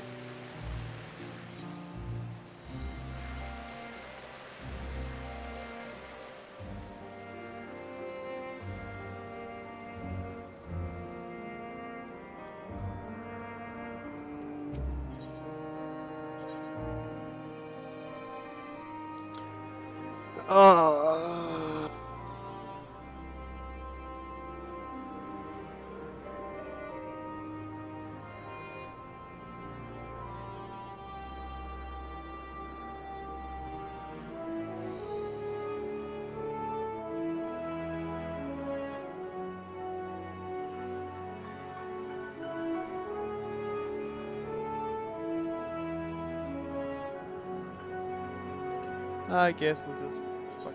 twisted the wrong way. Fuck that. I'm not planning on going to Boshu anytime soon.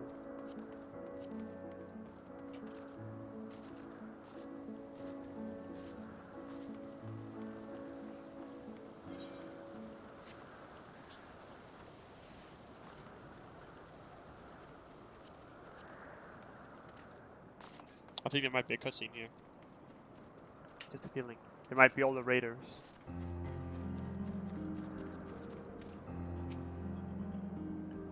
This here is a new species of Petalota we recently set loose. It has been doing very well, managing to maintain a stable existence thus far. If it can see its observation period to the end without issue, we shall release it unto the world. Tell me, do you know the difference between living beings and arcane entities? Not really, no. It is the presence of a soul, yet the soul isn't something you can choose to have at will. No, it manifests only in those beings whose forms adhere to the laws of creation, that can endure on their own. Beings that do not fulfill this requirement, such as those spontaneously born of magic or natural phenomena, do not have souls. No matter how much it may resemble flora or fauna, if it lacks a soul, then it is considered an arcane entity. So you see, it is not for mankind to decide what is living. That domain lies beyond our manipulation, and it is hubris to assume otherwise. But come, let us head to the nearby beacon. I've received a report that arcane entities have gathered there.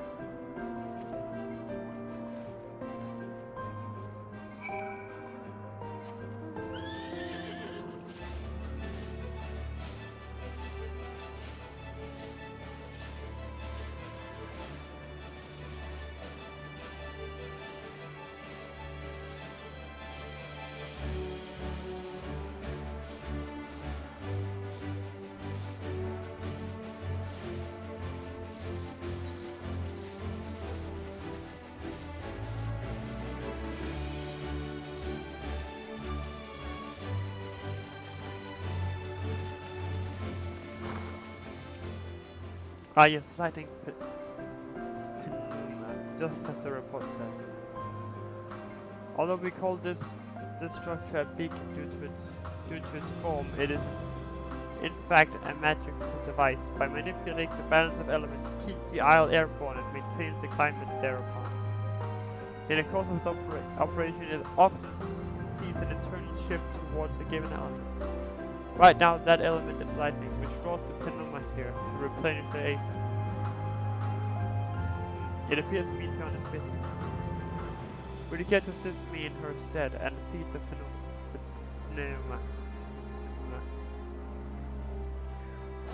By using the lightning converger, you can harness ambient lightning and focus it into a ball, a veritable feast for our dazzling friends.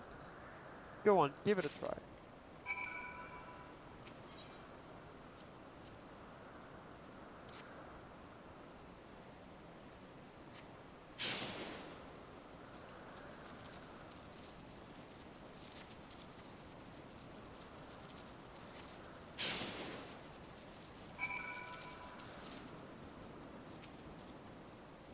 Pretty, Venus. Very pretty. Perfectly done, Centaur. Look.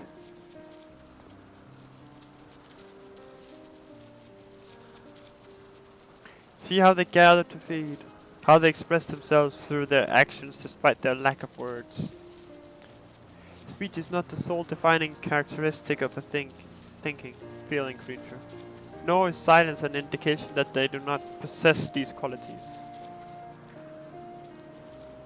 Be it a soulless arcane entity such as the Pneuma, or an ethereal life form such as the Petalota, all seek to perpetuate their existence, to survive. Is Meteon an arcane entity?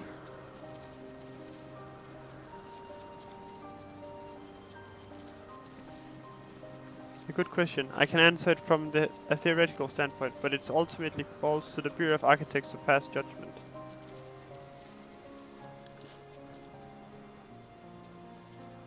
Those with exceptional vision, such as Hetherodeus, may be able to ascertain her true nature. But to me, it doesn't matter. She is herself, and that is all I need to know.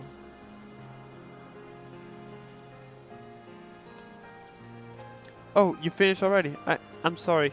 I was in the way. Not to worry, my dear. They missed nothing of note, and we still have plenty of work for them to observe. Next we will head east to the Morning Dew. I need to speak with some observers there.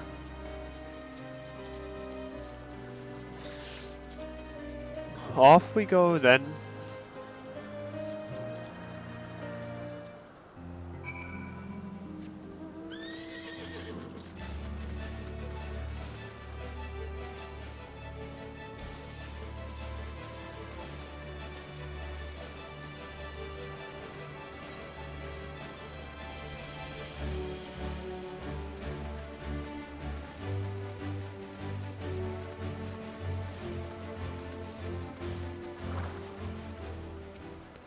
Oh shit, a Gubu!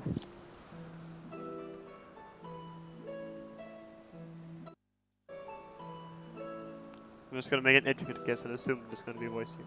Amazing, is it not? The Ampelos, one of our newest subjects.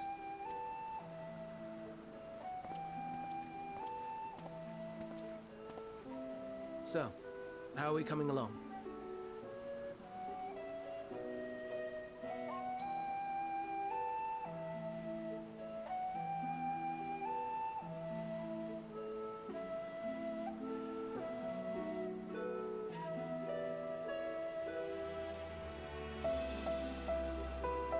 Hello.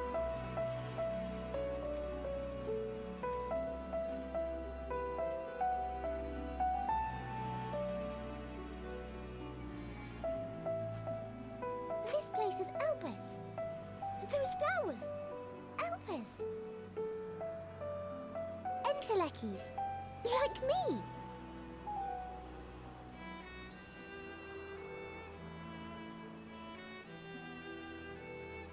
They are a product of Elpis, and so named for their birthplace. A happy accident, born of the hands of a former researcher who loved beautiful blossoms. A happy little accident? Unique for how they change color, to reflect the emotional state of those nearby.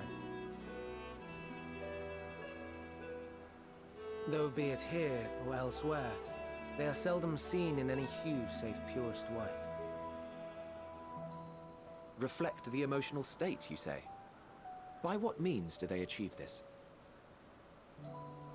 In creation, there exists an energy wholly apart from ether, one driven by emotions. In like manner to how we manipulate ether, this flower is subject to the influence of said energy.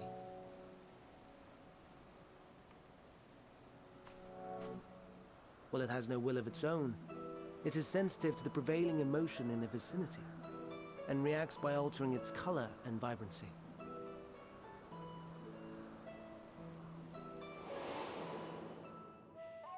Akasha? It is one of the unseen energies defined Yeah, exactly. by It is Harvey's Akasha. alchemical theory. Though a gross oversimplification, some describe it as an essence influenced by feeling. We gotta tell Nidhana that she was right.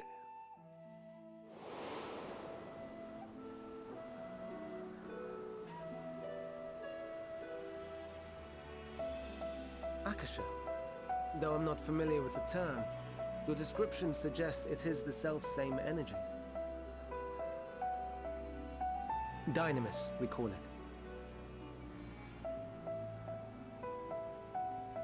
And those entities like the Elpis flower that have the ability to interact with this energy, converting emotions into tangible phenomena, are Entelekis. That's me! That's me! An Enteleki! That you are, my dear. And no ordinary one at that, but the first possessed of free will.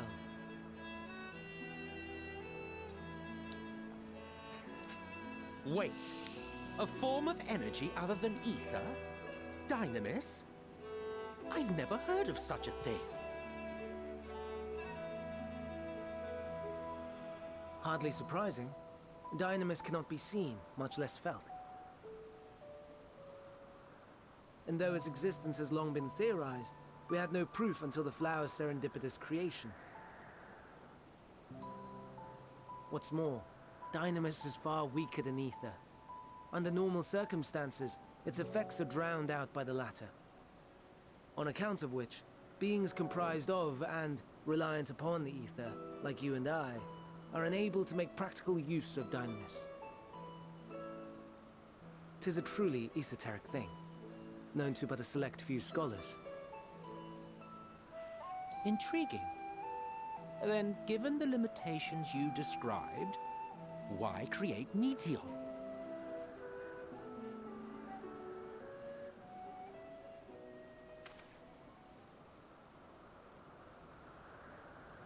Our star, Aetheris, is especially rich in ether, so much so that its name is derived from it. However, when we consider all energy in existence here and in the vast space beyond, Dynamis may account for as much as 68.3%. The more abundant form by far. Were we able to control it, we could open the door to limitless possibilities. 'Tis not unlike a gently flowing stream, unable to break through the dam of ether barring its path. But if we could imbue the stream with the vigor of a raging river...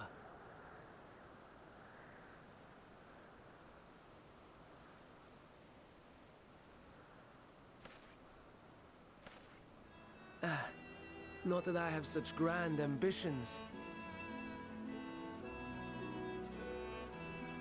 Nay. I merely wish to create a being that could traverse the great expanse.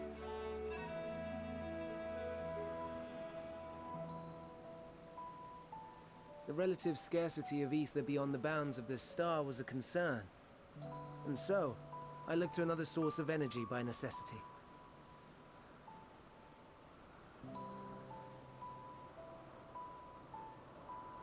That being Dynamis. No wonder her ether is so thin. Precisely. Yours is thin too. Like an entelechy. Like me. Except I don't So- really feel all those feelings. Are we the same? Entelechies.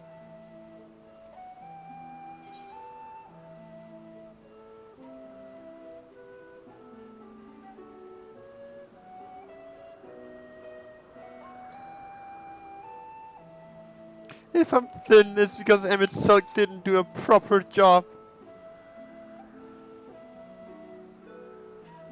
Sure, I don't see why I couldn't be one. I think not. Your nature remains a mystery, but ere I reinforced you, you appeared to be little more than a common familiar, and a faded one at that. A deficit of ether alone does not an entelechy make. It would, however, make it easier for you to interact with Dynamis. And limited though its influence may be, this quality could prove the difference between victory and defeat. You do well not to underestimate it.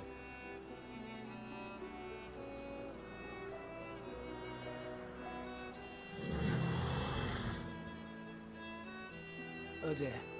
I'd forgotten about the poor fellow. You must excuse me a moment while I go and verify a few more things.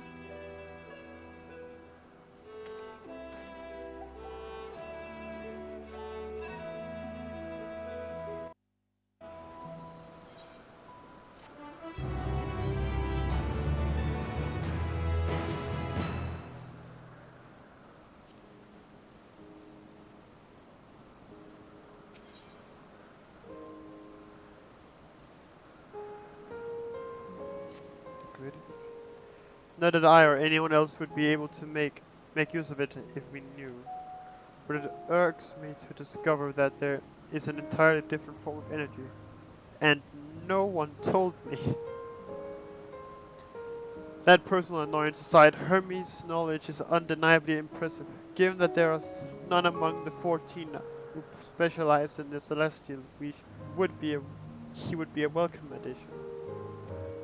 Fine addition to my collection, assuming he can be persuaded to join, that is. I still cannot understand his hesitation. What do you specialize in? Oh, you wish to know why I myself was chosen for the convocation? I should be glad to share the tale. Ahem. It began when... Not another word. Lest you've forgotten, we're to learn about Hermes, not me. My misspent youth is not your concern.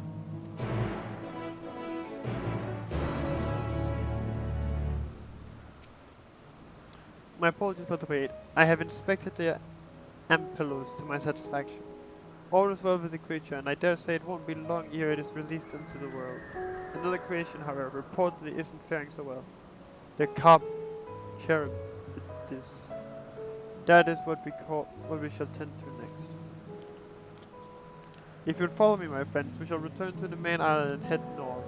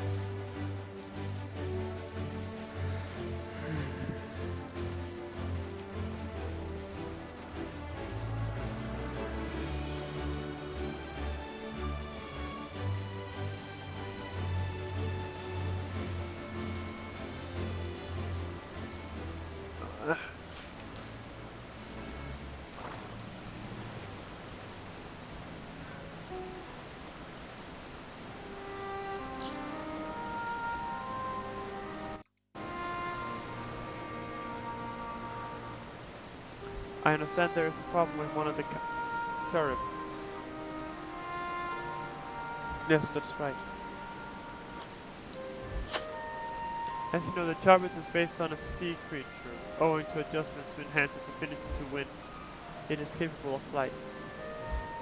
The specimens created from the concept could all fly without issue, but a problem arose in subsequent generations. This third generation creature was born with an etheric balance leading strongly towards the water. Its aquatic origins is reasserting itself, it would seem. The result being its affinity to wind is diminished, and it cannot fly. No matter what we try, we can't get it to rise even the slightest bit. For such change to manifest in so few generations, I fear they are too unstable, flawed. With your permission, I will revert the creatures and recommend to the Bureau that the concept be revised. With its etheric balance leaning towards water, the cherubids would indeed struggle to manipulate wind. Yet it is too early to conclude that it cannot fly. Having failed at first, it may simply have developed a fear. I shall transform and fly with it, helping it to manipulate wind until it finds its wings. What? You needn't go to such lengths.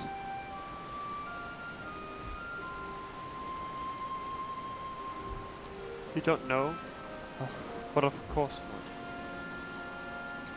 Transformation is an art which one manipulates a vast quantity of aether to construct another body around oneself.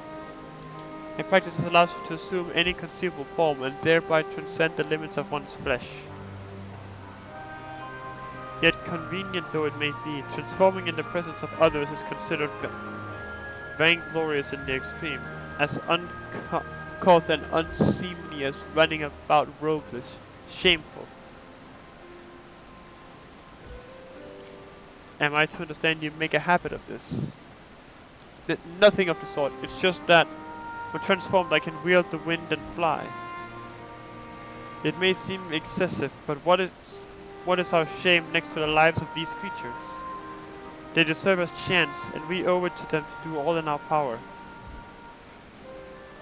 Be that as it may.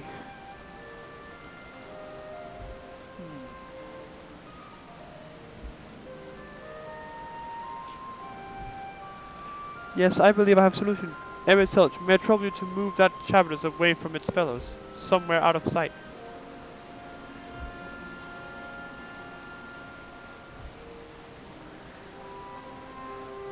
Meanwhile, I'd like the rest of you to help me prepare here. What mischief are you scheming now? No mischief, I assure you. I would spare you the need to report to your colleagues that Hermes committed an indiscretion. To have have little faith and run along.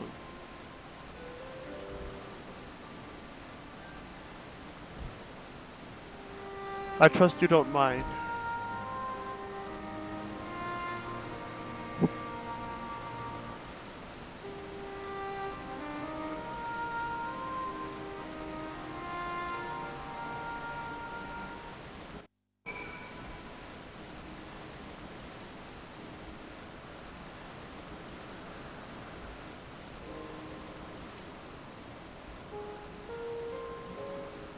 Emmett Silk is out of sight. Good. Let's speak of the plan. It's a stroke of genius, really. We have Emmett Silk train the Charybdis. Aside from being able to fly untransformed, he can readily see ether currents. And with his adept spellcraft, he can also employ sustainable wind magic to guide the creature along. While he is indeed capable of all you described, it is not his duty. I am loath to trouble him with it. Don't be. As I mentioned, it will also be for his own sake. With that settled, let's begin at once. Centon, I want you to go to him himself. Tell him that you have a favor to ask. He'll be disinclined to cooperate at first, but you must be discouraged with our friend. The trick is to be unflaggingly persistent. Off you go now, and good luck. I have a favor to ask. Okay.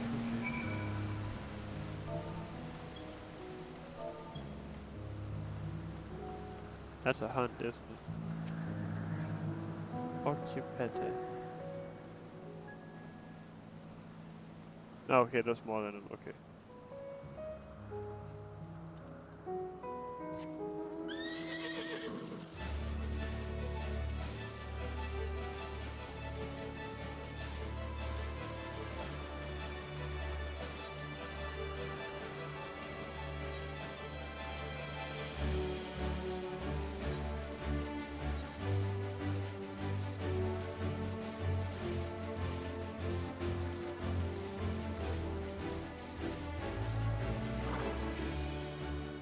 Well, are you prepared for this?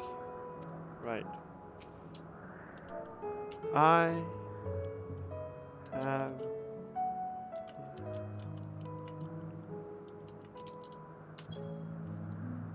Oh no, you don't. I'm not lifting a finger. Like, I don't know what Hitherdays is up to, and I will not be made to know I refuse. Here it is. Please, Emmett, sir. Okay.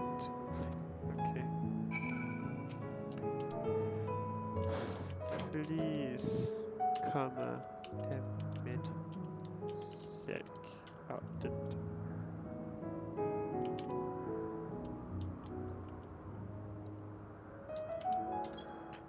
Please, Emmett Silk, please. No, no, no. Not foisting this nonsense on me.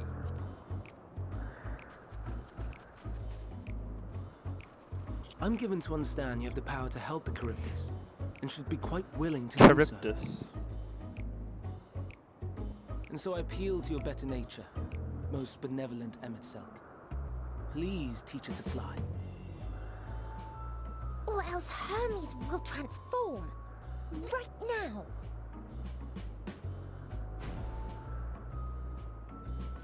Now, there's no need to go quite that far. Altruism is its own reward, as I'm sure he would agree. Oh, would he now? And who contrived to put me in this position, pray tell? Nothing so devious. I merely suggested a possible course of action.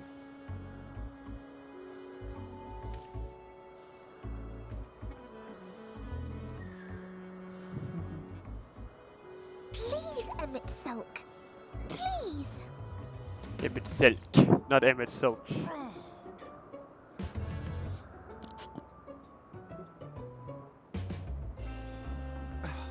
I did not come all this way to play nursemaid to your creations. I'd thank you to remember this favor and let it be the last.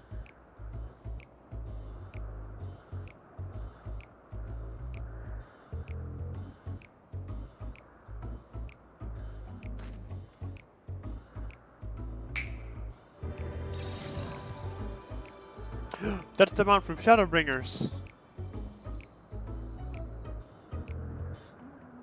I will aid it once it is taken to the air. It falls to you to shepherd it skyward.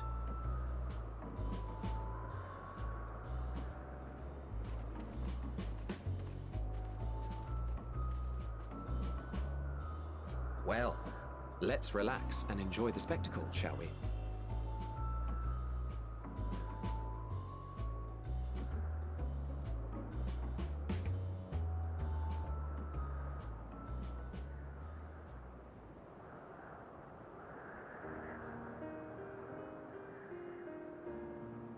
You were wondering why Emmett Selk joined the convocation. Truth be told, he wasn't the first choice for the office. I was, on the strength of my ability to see ether. But I declined the offer.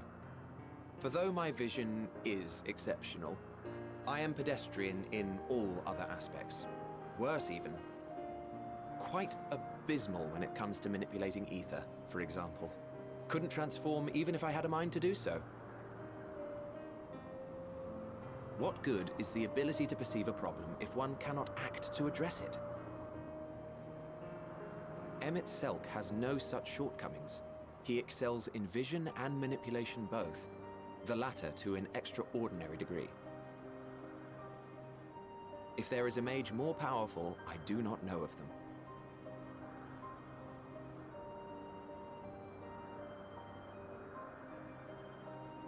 Thus did I recommend him for the office in my stead. And I wasn't the only one. Far from it. Countless others vouched for his skill and character. People the world over, to whom he had previously lent a helping hand. Oh, how surprised he was. Claimed he hadn't done anything remarkable for anyone. Modest to a fault. He deserved every bit of acclaim he received. Yet he may well have gone unappreciated were it not for a mutual friend. A singular soul who can't help but involve himself in the business of others. Where he walks, excitement is certain to follow. His antics irritate Emmett Selk to no end. But much of his grumbling stems from genuine concern.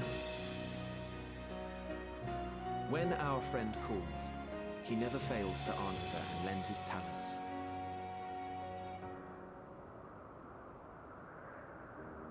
And in the course of doing so, he himself came to be recognized and respected by those around him.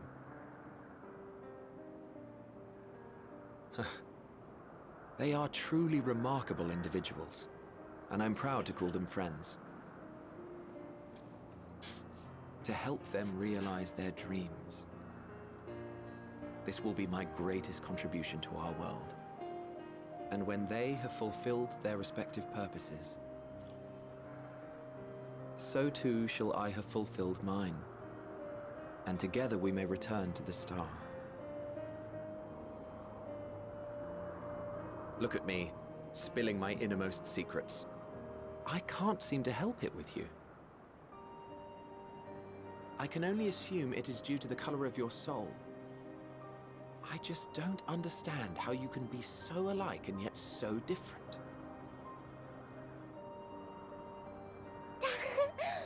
Well done, my pet. Well done!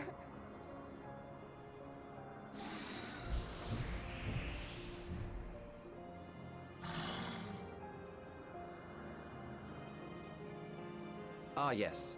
I dare say the Charybdis will be fine here on.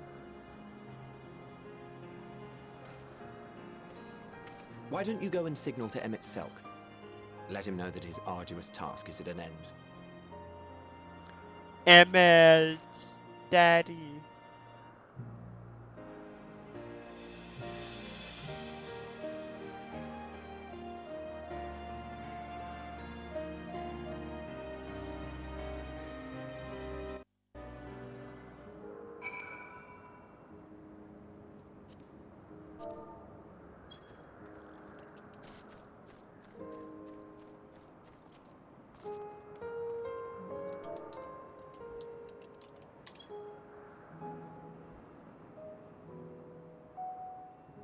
What was it? Image was his Riviera. Image Selk notices you and begins to descend with the Charybdis. Charybdis.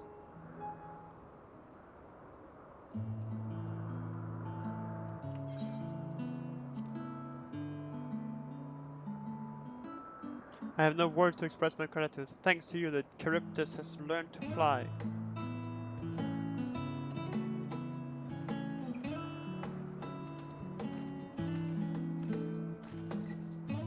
And since and I could relax and have a pleasant chat. I'm sure you did. The creature needed some small assistance at first, but soon it was flying more or less on its own. I doubt you will need to repeat the lesson. That was truly impressive.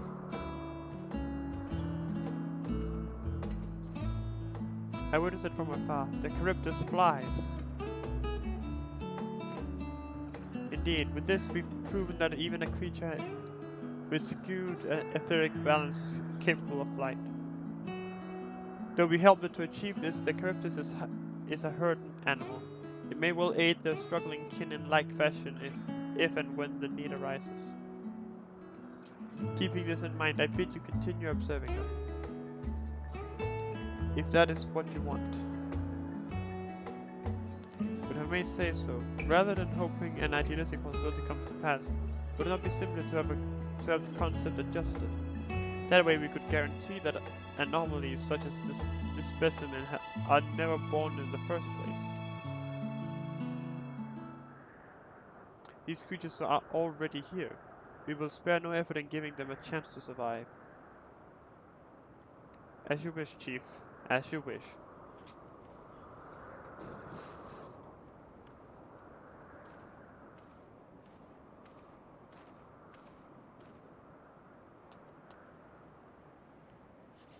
Hermes?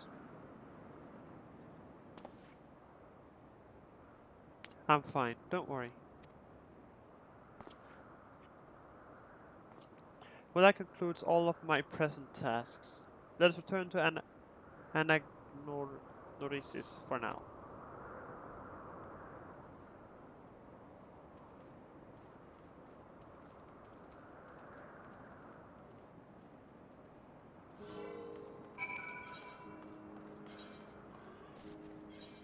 It's right over there. Oh my god. That's a lot.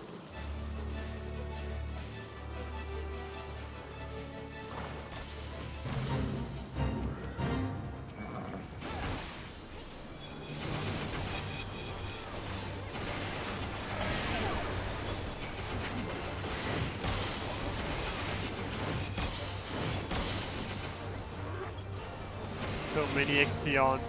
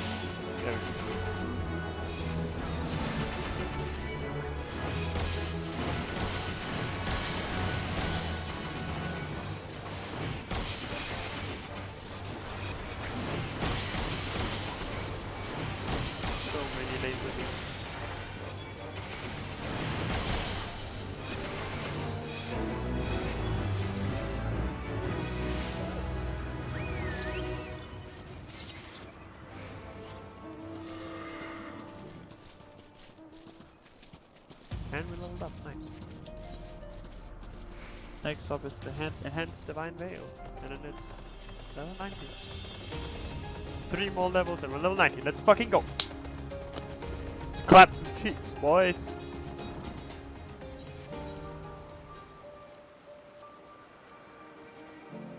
Where do I see my gemstones?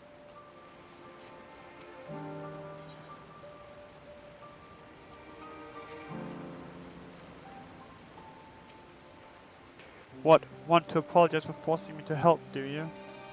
Save your breath, you didn't force me to do anything. I merely chose the most expeditious way to have done with an impediment to our business.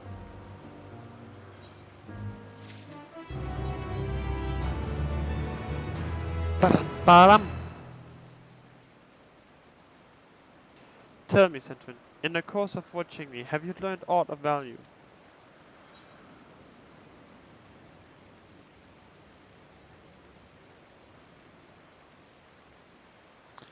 Dynamis seemed promising. Dynamis, you say? Curious that such an obscure phenomenon should be of interest to you.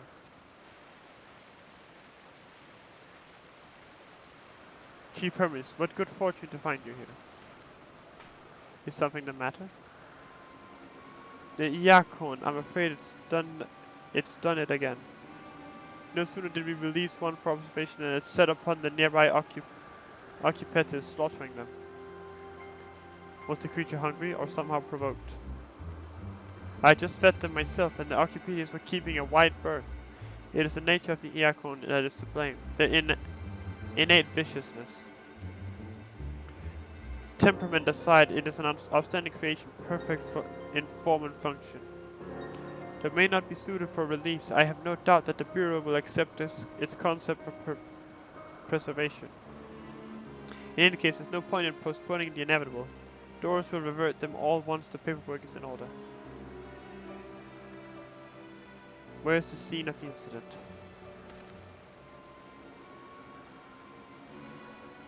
Just off the path to the 12 Wonders. As you make your way, you should see it on the left. I don't know if Doros is still there, however. Hermes, wait!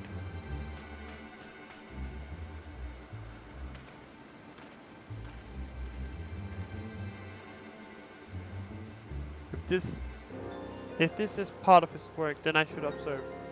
Free follow.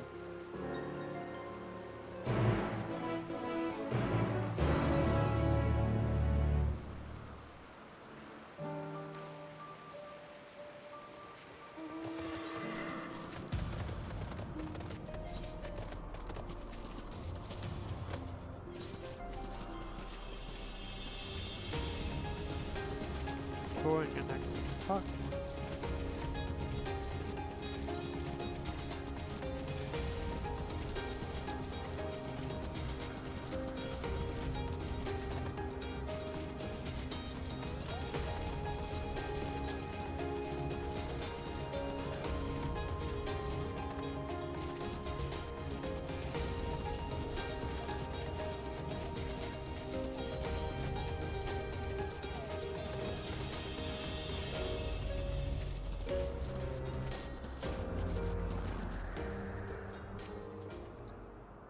The lacerations and burns are unmistakable. A Lycaon was indeed responsible. But if the creature is nowhere to be seen, Doros must have taken it away. The man makes his base at the 12 Wonders. I shall go and seek him out there. Emmett Salt and I will search the area for good measure, just to make sure that the Lycaon did not escape. My thanks. Let us meet at the 12 Wonders when you have finished. I'll go on ahead. Please follow with Central.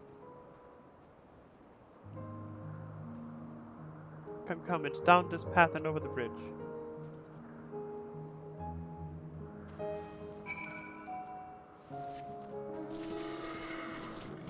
No wait, actually, if it's a capital letter at the start of the Lycaon, then it should have been Lycaon.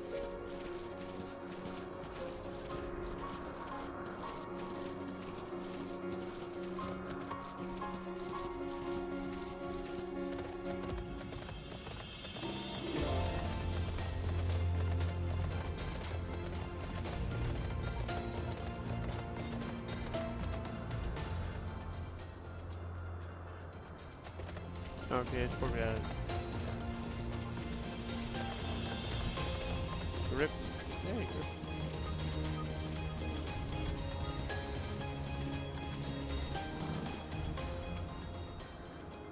There it is, the 12 wonders. Hermes is looking for Doris. Let's look for Doris too.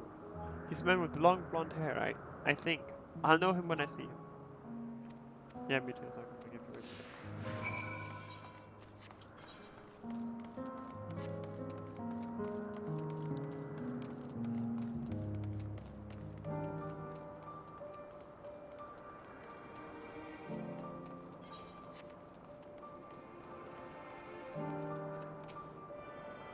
First of all, it's the rights.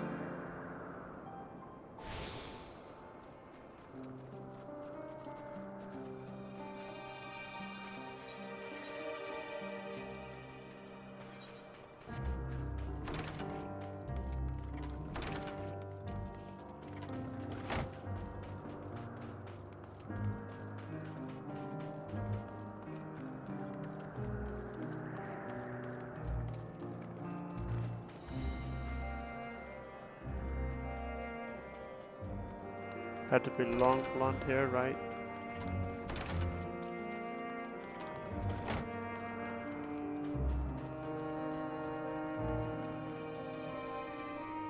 That could be him. Give me a second, let's check.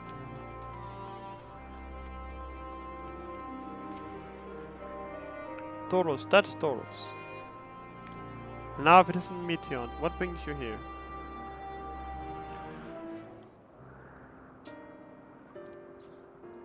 Ah, I thought I heard familiar voices.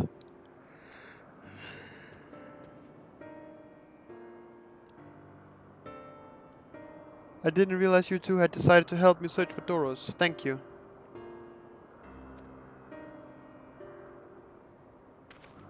You're in charge of the Lycaones, I believe. Where are they now? Out in the fields in restraints. Frenzied as they were, I couldn't help return them to Kitsis. Once I've submitted my report, I'll see them reverted without delay.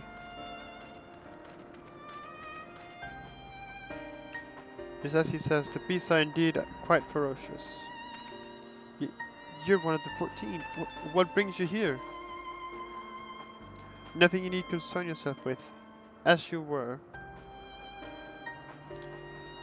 We've heard the news that a Lycion slaughtered occupants.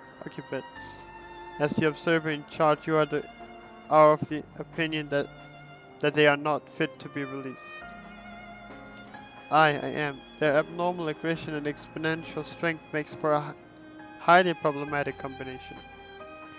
It matters not where they are released. Lycans would threaten other species and upset the natural order. Could be that the specimens observed are an outlier. Highly unlikely. We've created a good many of them. All exhibited the same tendencies. Even when we used chimeras to begin with a fresh slate, their behavior was unchanged. Kairos? A memory reconfiguration system. The chief himself created it. It allows us to erase or alter memories that we may observe creations in different environmental conditions without needing to remake them from scratch. Quite impressive and potentially dangerous. Depending on the intensity of the etheric emissions, Pashtarot may wish to have words with you. Rest assured, I've kept all values within prescribed limits, and to prevent misuse, its applications are limited to those authorized by the Chief Overseer. Do not misunderstand. To manipulate subjects' memories is an intuitive act I deeply abhor, but it is still preferable to an execution. Come now, Chief, let's not be so melodramatic. What was born of the Aether is simply being reduced to its original state. I know that the distinctions concern you, but we mustn't lose sight of the bigger picture, making rational choices for the sake of a more prosperous star. If creation cannot be properly studied, even with the aid of Kairos, we remake it. If creation is deemed a detrimental existence, we unmake it. 'Tis all of the for the greater good, and none question the necessity of such routine processes. I understand these things, I do. I would never think to unleash a clear and undeniable threat onto the world. Yet, insignificant though their individual lives may be next to all creation, it is all the Lycians have. Before we seal their fate, we owe it to these beings to exhaust all options, to ensure that nothing has been overlooked. If you insist, let me provide you with the full report, and we may take it from there.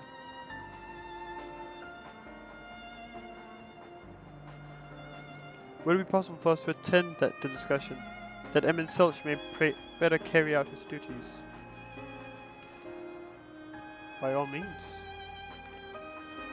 Pray, show them to the meeting room.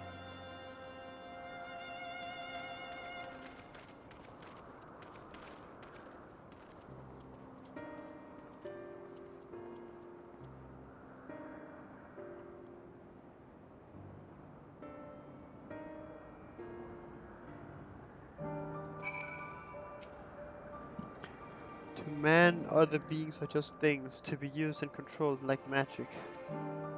That's what Hermes told me once.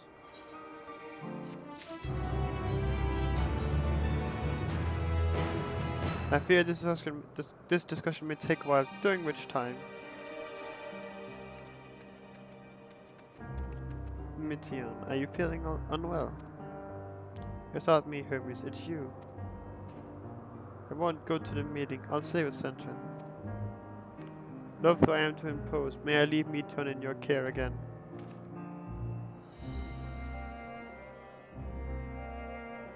I'm in your debt, if you'll excuse me.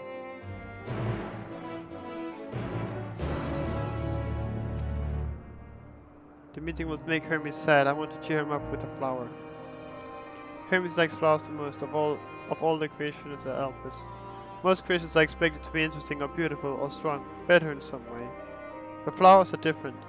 They're designed to suit our emotions, what we feel and want to convey. Hermes likes that.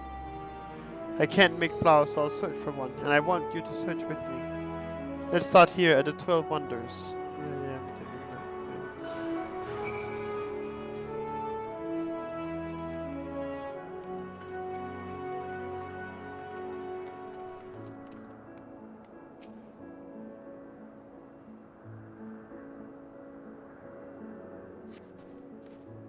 Iron pearls are as bigger than your hand. Oh, so big and bright, I love them. But it might be too bright. You have to think of the recipient. That's what Hermes said.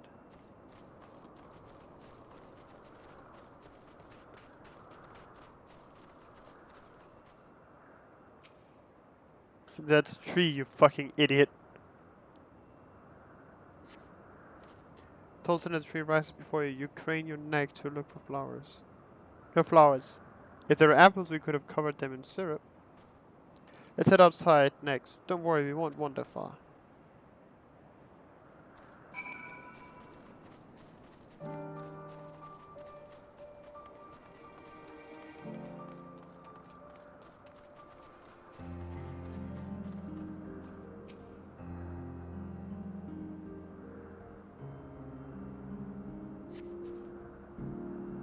An array of beautiful flowers grew in the bed, their mix of colors forming a pattern. These could be better for Hermes, but they're hedged in. That means we shouldn't touch them. They're either under observation or poisonous. Any other place should be fine though. Let's keep looking.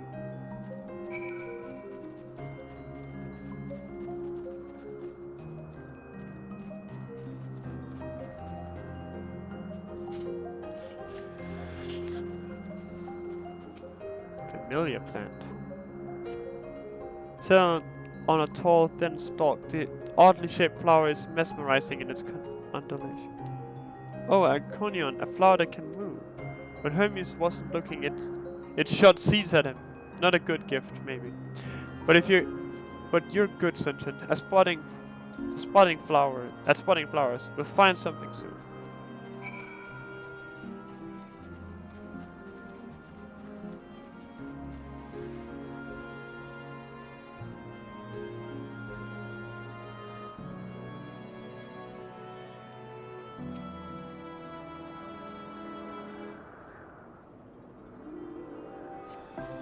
You spy nothing promising nearby at best. At best, common-looking grasses with some few tiny flowers.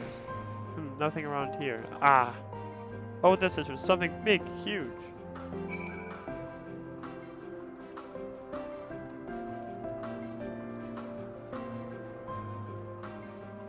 Oh, I wonder what it is.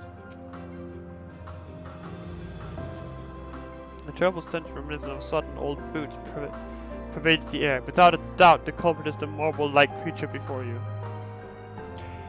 It's an Adonis.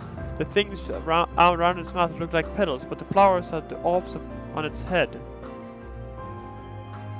When Hermes inspected it, it swallowed him up. He didn't leave his room for days. What do you think, Senshin? Would he like it?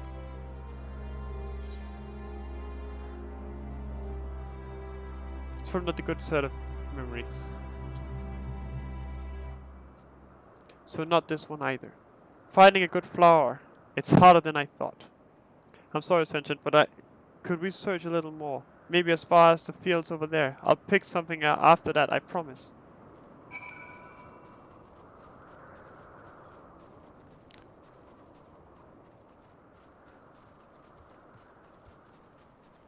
Just gonna go around that griffin, just in case.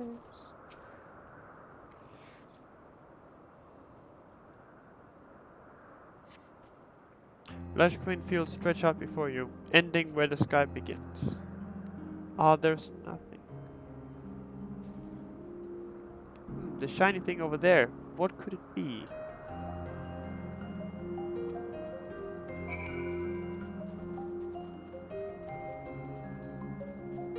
It's those Elpis flowers.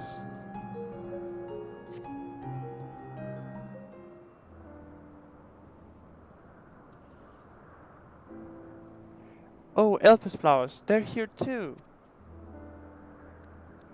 Hermes likes and dislikes them at the same time. Like me, they're entelechies. Like me, they feel his pain and turn dark.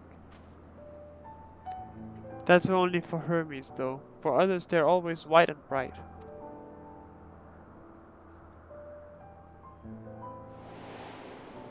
Thinking about all those times I've seen them in different colors, though.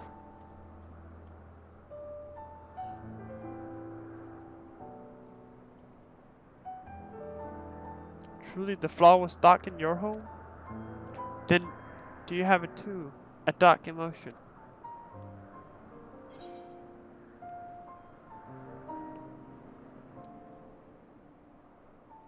I dare say I have a few. I dare say I have a few.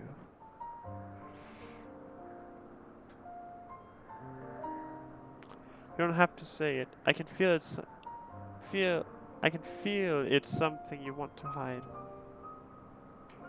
But won't you lend it to me? The darkness inside you. I want you to make the flower dark in front of Hermes. He has been in a dark place since before he created me. He needs to know that he isn't there alone, that others are sad too. You can count on the boy. Truly, you'll do it.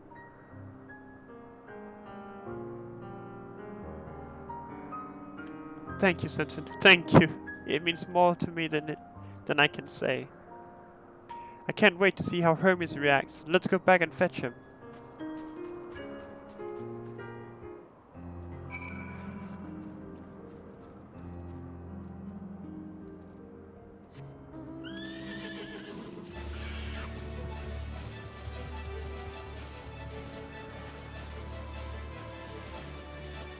Ah yes, there goes that observation bed.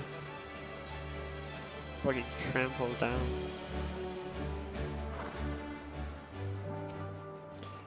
It seems they're still talking. Let's wait until they've finished. Even before he just comes out with a new mask and it's just like, alright then.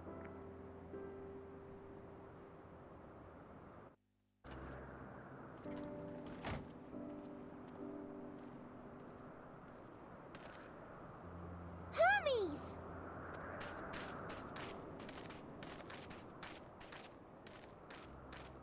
Oh, you were waiting for me. You've finished talking? Yes, we've come to a decision. He's becoming Van My- Daniel. No! Salk and Hythlodaeus have already retired to their rooms. Wait, what did he say? My thanks for keeping Mityon company. There is room for you too. Wait! I want to show you something first.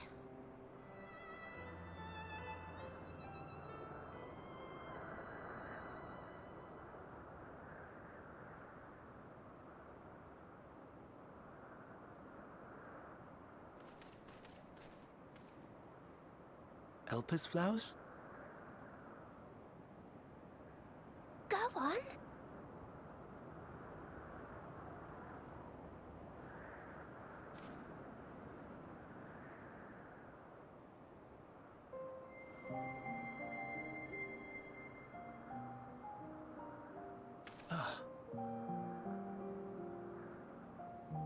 You're not the only one, Hermes.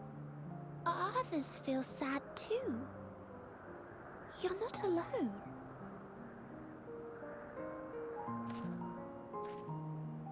I see Mityon has shared much with you.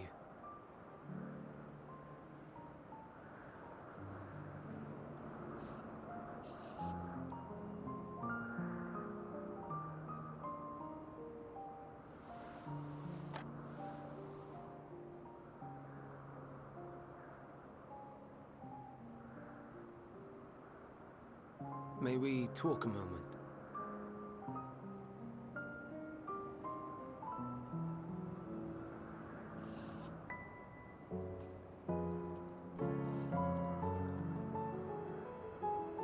Oh, baby!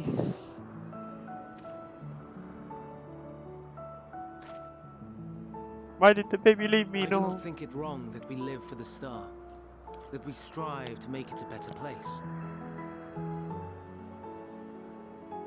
And yet, in carrying out my duties here, there are times when I am plagued by doubt. Do you recall what Hythlodaeus said when we first spoke of my nomination? Death is the privilege of those who have fulfilled their purpose, a choice they embrace of their own free will, and when they depart, it is always beautiful. Perhaps it is, but only for man. Creations that he deems useless are discarded with nary a second thought. Some scarcely born into the world, afforded a handful of breaths before life and potential are abruptly extinguished. We make an effort to spare them the pain, but they sense what awaits. Rage and anguish and cower and fear, and it is not beautiful.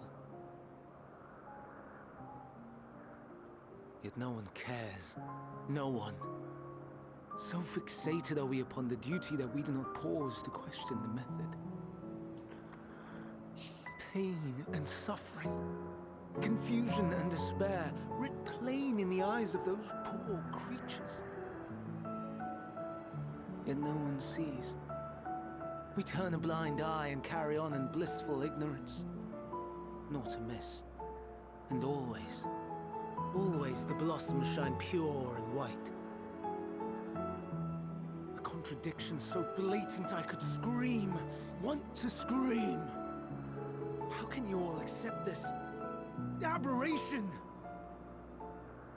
Then I wonder, am I the aberration for thinking thus? And I am filled with dread. But now I know I'm not alone. Not the only one for whom the flowers weep.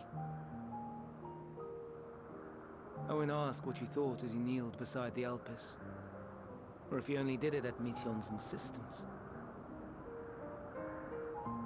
Nevertheless, I thank you. To know that you too have experienced suffering is a comfort.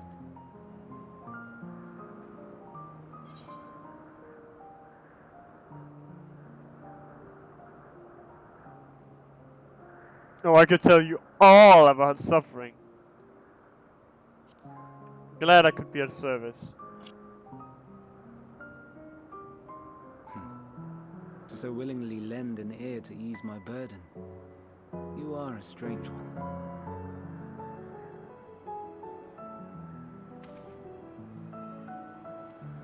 The stars in the heavens. Know you what they are? Though it is too far to tell, each glittering light could be a world not unlike Aetheris. A world filled with life. So many stars, so many lives. For us, there may be no higher purpose than to live for our world. But what of the other living beings out there? What is it that gives their lives meaning? That drives them day after day after day? To pose that question to our undiscovered cousins, I created beings of dynamis, who can traverse the vast emptiness between the stars. Meteion and her sisters. Wait, there's more? Aye, sisters. She has a great many of them. And they have already departed on their journey, traveling to one star and then the next in search of life. As one might expect, exploration on such a grand scale is rife with difficulties, and thus far I've naught to show for it.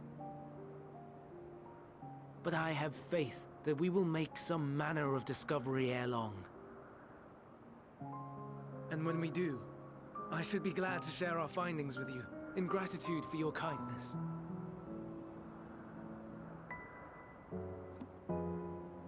It's getting rather late. We had best find our beds. It would not do for both of us to be sleep-deprived on the morrow. Come, Meteion. Let us head back. All right!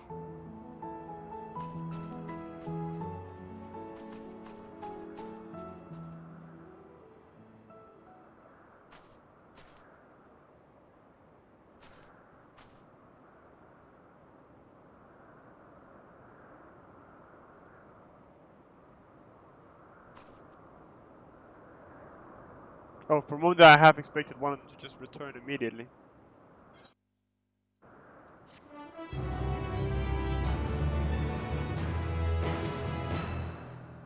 Well, that was interesting.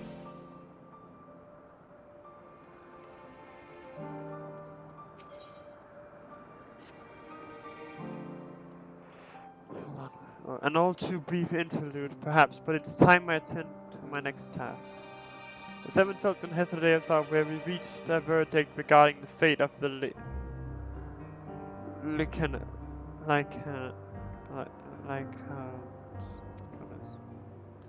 Seven were created for observation, and all 7 must be unmade.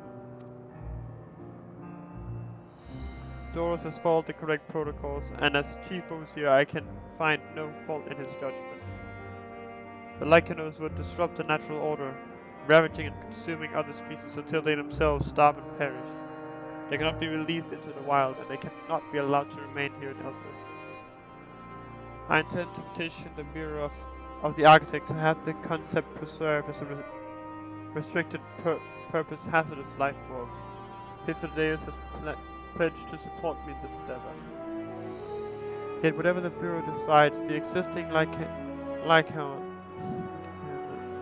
may have served their purpose. Doros has already isolated the creatures and is preparing to carry out the necessary measures. I will join him forthwith. It is my duty to witness the conclusion to the study. If you are resolved, then we have but to accompany you. Of course, let us be off then. We return to the main island. To the main isle.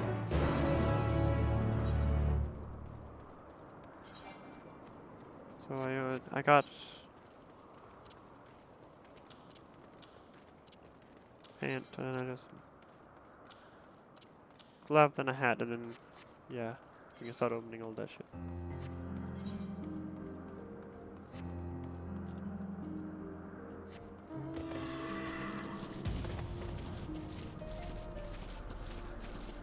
I still want to know what those Lycanos look like. No. Let's see, maybe it's something that works in our world.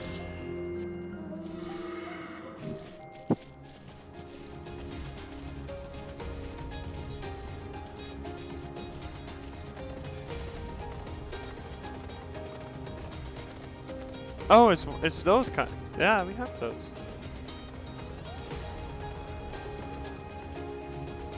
That's only 4. That's only 4. Doris, are you hurt? What happened here? They caught me off guard. I had them bound with ethereal shackles, but they became frenzied, even more so than usual, and broke free. I was able to stop 4, the other 3 escaped.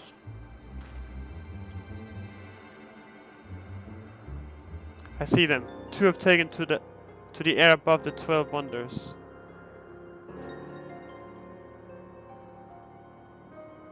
The last is up ahead, looking in the fields.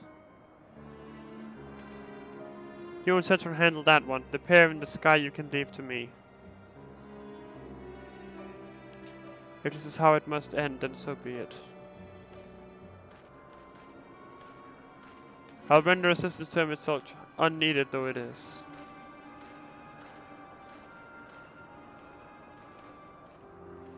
Meteon, you are to stay here with Doros. But Hermes... The Lycanos must be reverted. I would spare you their pain, and mine. This is my burden, not yours. But if you are intent on helping, then please follow my lead.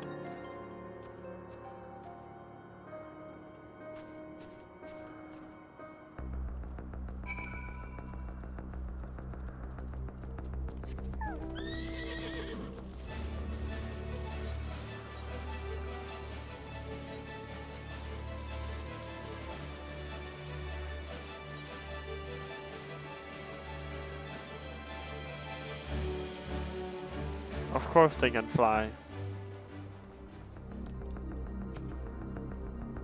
I appreciate your help and lament that it is necessary.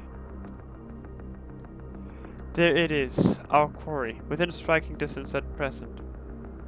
But it feels threatened. It may well flee beyond our reach. Here's my plan. You will approach slowly in full view and draw the Lycaon's attention. Now I warn you, its abilities are as fierce as its temperament. Once it spots you, it will unleash orbs of flame. But fear not, by my measure you are more than equal to the task. Withstand the onslaught for a brief moment, and that will give me time to catch it unawares. Ready? Then let us begin.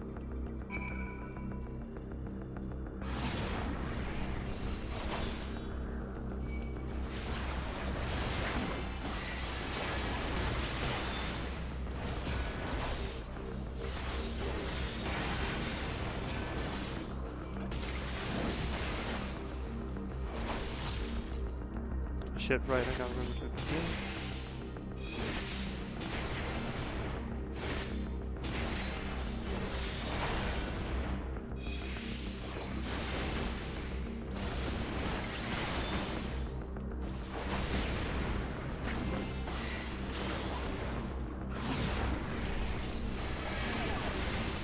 Oh great, more of them.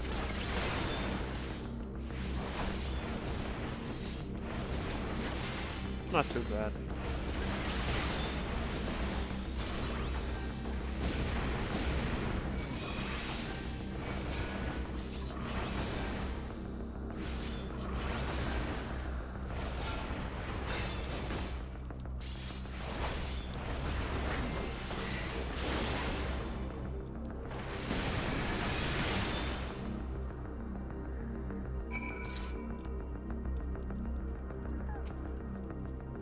Alright, let's keep its attention then.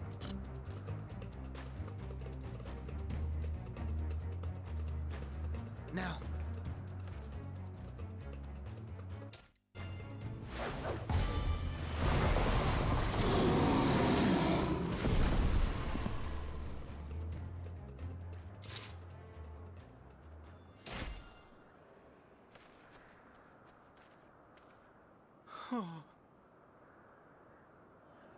Forgive me.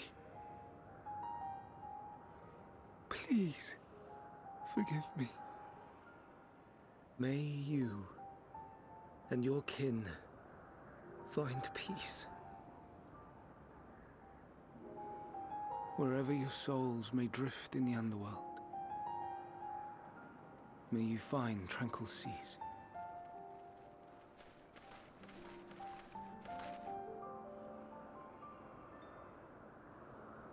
Be not forgotten. In concept endure. To reclaim form and one day live again.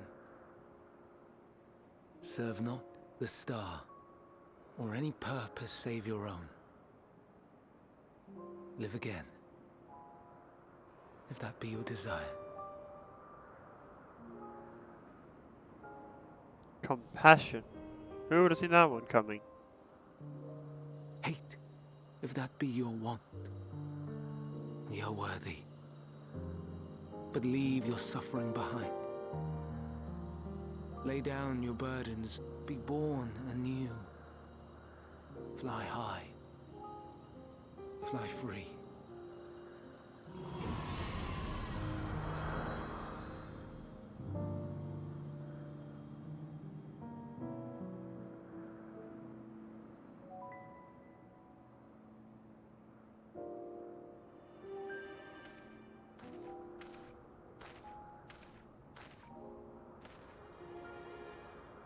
Join the convocation, Hermes.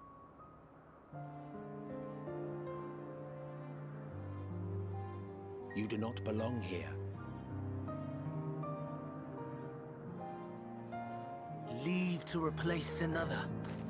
To be replaced. It changes nothing. Tell me, do you think it right that we sacrifice all these lives for the sake of the star? And when the star has reached perfection, what then? If all who are satisfied choose to die, shall we all die in satisfaction?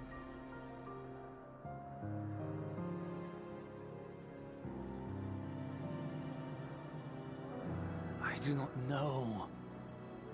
Were I to take up the seat of Fandaniel, it would be tantamount to approving my predecessor's death. I do not know if it is right. And to be torn by such thoughts, I do not know if I am fit to represent mankind. Hermes! Please don't be angry. It hurts so.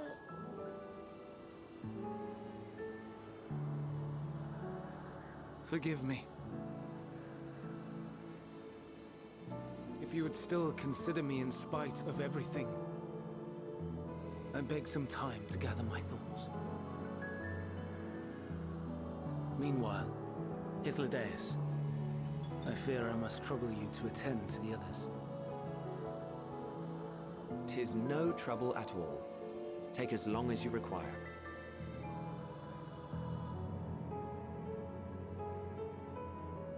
And you, my friend, I pray you find that which you seek.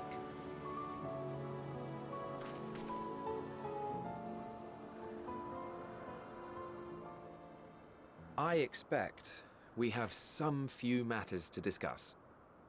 Shall we return to the 12 Wonders for a time? Aye.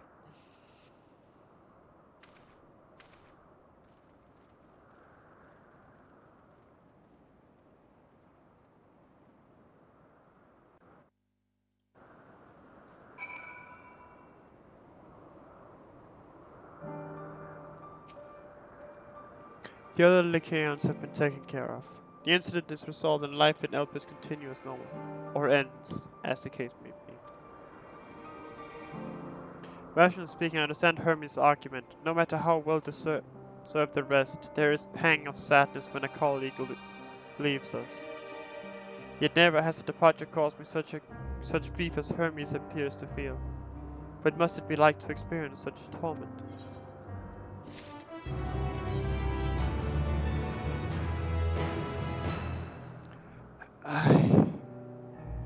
Alright, so since it's going to be going into level 87 now, and I am tired as fuck because I got home from work. I will continue tomorrow.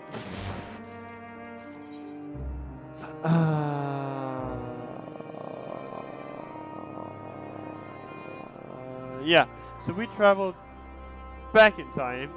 I don't know how we're going to untravel back in time, but I guess we'll just have to make another Back to the Future movie for that one. But other than that, yeah. I thank you all for coming, even though it was a bit of a short stream today. And I hope I can continue tomorrow. And yeah, thank you for being here. I really appreciate it. I hope to see you next time. And bye!